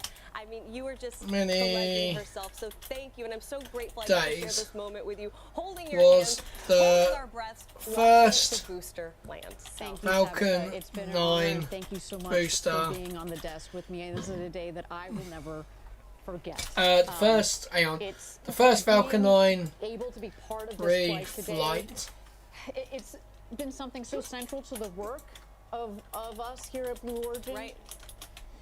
For so long, not just since we landed New Shepard, but since we started this. Right, let's have a look. Let's see. And to be part of this historic day, I mean, people. First side B. Why do we stay so long at Blue? Because we're doing extraordinary things. So the gap was 355 days. And it's been an honor for me to be able to. So if they fly within a year, of you here on the desk, they will be beating. For Team Blue. But if you were They will be beating it. Listen, I love a shameless plug, so come here. If you were inspired and energized by what you saw today, because as we said, this is just the beginning, we do really cool stuff here. I mean, like you can host a webcast, you can launch a rocket, you can build engines. If you want to learn more, go to blueorigin.com/careers because we would love to have you help us build the road to space. And as you just saw, we're pretty good at it. We're going to Oh, right. So guys, when the landing legs actually opened, they used they used some sort of charge, so it wasn't like a mechanical release. It was actually an explosive release. So basically, it will always release. Do I actually buy one? Do I buy one, guys? Capture today's momentous event. Join us. Visit online, shop.blueorigin.com. Yeah, real quick, we have to plug this patch. A couple of things to notice. New Glenn's second stage mission, ascending to Mars with ESCAPADE. Top right, you'll see the nod to NASA's ESCAPADE spacecraft that are orbiting Mars. There's also the New Glenn booster in the landing configuration. You know you want the patch because this is the one that we landed the booster on. And the colors, they represent that red-orange hues of the Martian soil. And the New Glenn's BE-4 engines firing so beautifully and brightly, showing us mock diamonds in that thrust plume that you see. So thank you. Let's have a look. Let's see how much. All of our viewers who tuned in to watch this shop all. We're part of today's history, and to the many people at Blue Origin who have spent years designing mission patches. Here we go. Testing it, getting it ready. $7.50 for a patch. Say thank you to you. Okay, right. Let's add that to the cart. And to the range down here in Let's also have a little shop for accessories. Of Florida, from the governor on down. Thank Rocket you models. For this team as well. This is going to conclude. Oh my God, they have a mission for New Glenn. The next era of space flight at Blue Origin is upon us. It feels so good to say that. Once again, my name is Tabitha Lipkin. For myself, Ariane Cornell, Eddie Safert, accessories. Every single person here at Blue Origin, office, more than 10,000 employees. We want to say thank you, and we are going to see you on the next launch. Oh my God, they have a for Blue Origin. Until next time, for us. Stay cool. Oh, for Rossiter. There you go. I was going to say, wonder where she's going with that. Damn, guys, that is actually mental. So this is now a recap. Well, I'm turning that music off because it doesn't. I don't think that fits well. Look at the blue hue of them engines as they're burning the methane. Mate, that is crazy.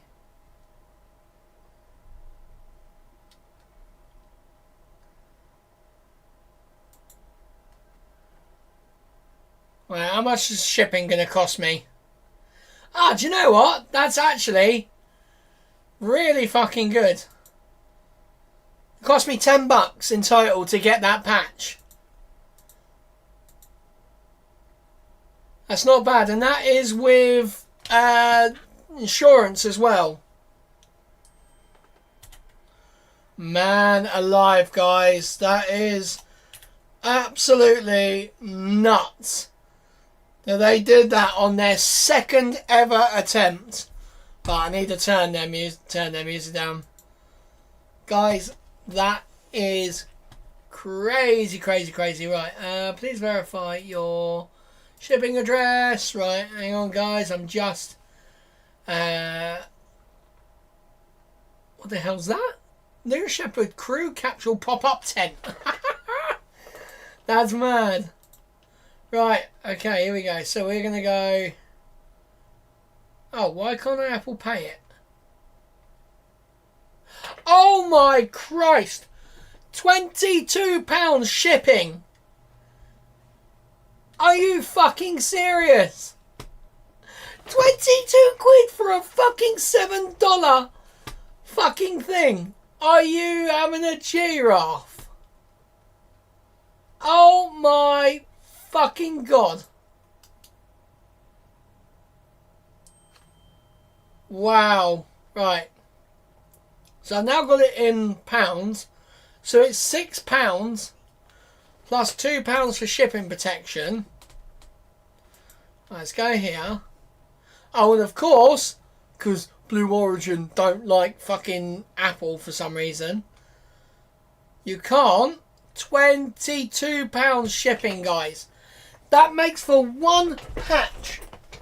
For one little patch like this, they want £30. You can fuck right off. I'm going to AliExpress. Oh my Christ. You can get fucked. Right, okay, maybe not. I saw it bump up to like 8 quid, and 10 quid, and I'm like, yeah, okay, that's good. And then, nope, that was just for shipping insurance. Wow, fuck you, Blue Origin. I'm not fucking paying 30 quid for a bit of fucking texture. Right, guys, well, that is it for now. I shall... I shall see you guys. Let me just make sure that the Viasat mission is still going for tonight. 5 hours time. Yes, it is. Right, what is the time now? It is currently 9:45. Guys, do I end the stream and then make another one and you guys come join me back for the Viasat and we will play KSP1 still, because we still do have our thing currently going around. So if I end the stream, join me back here in a second and I shall quickly make a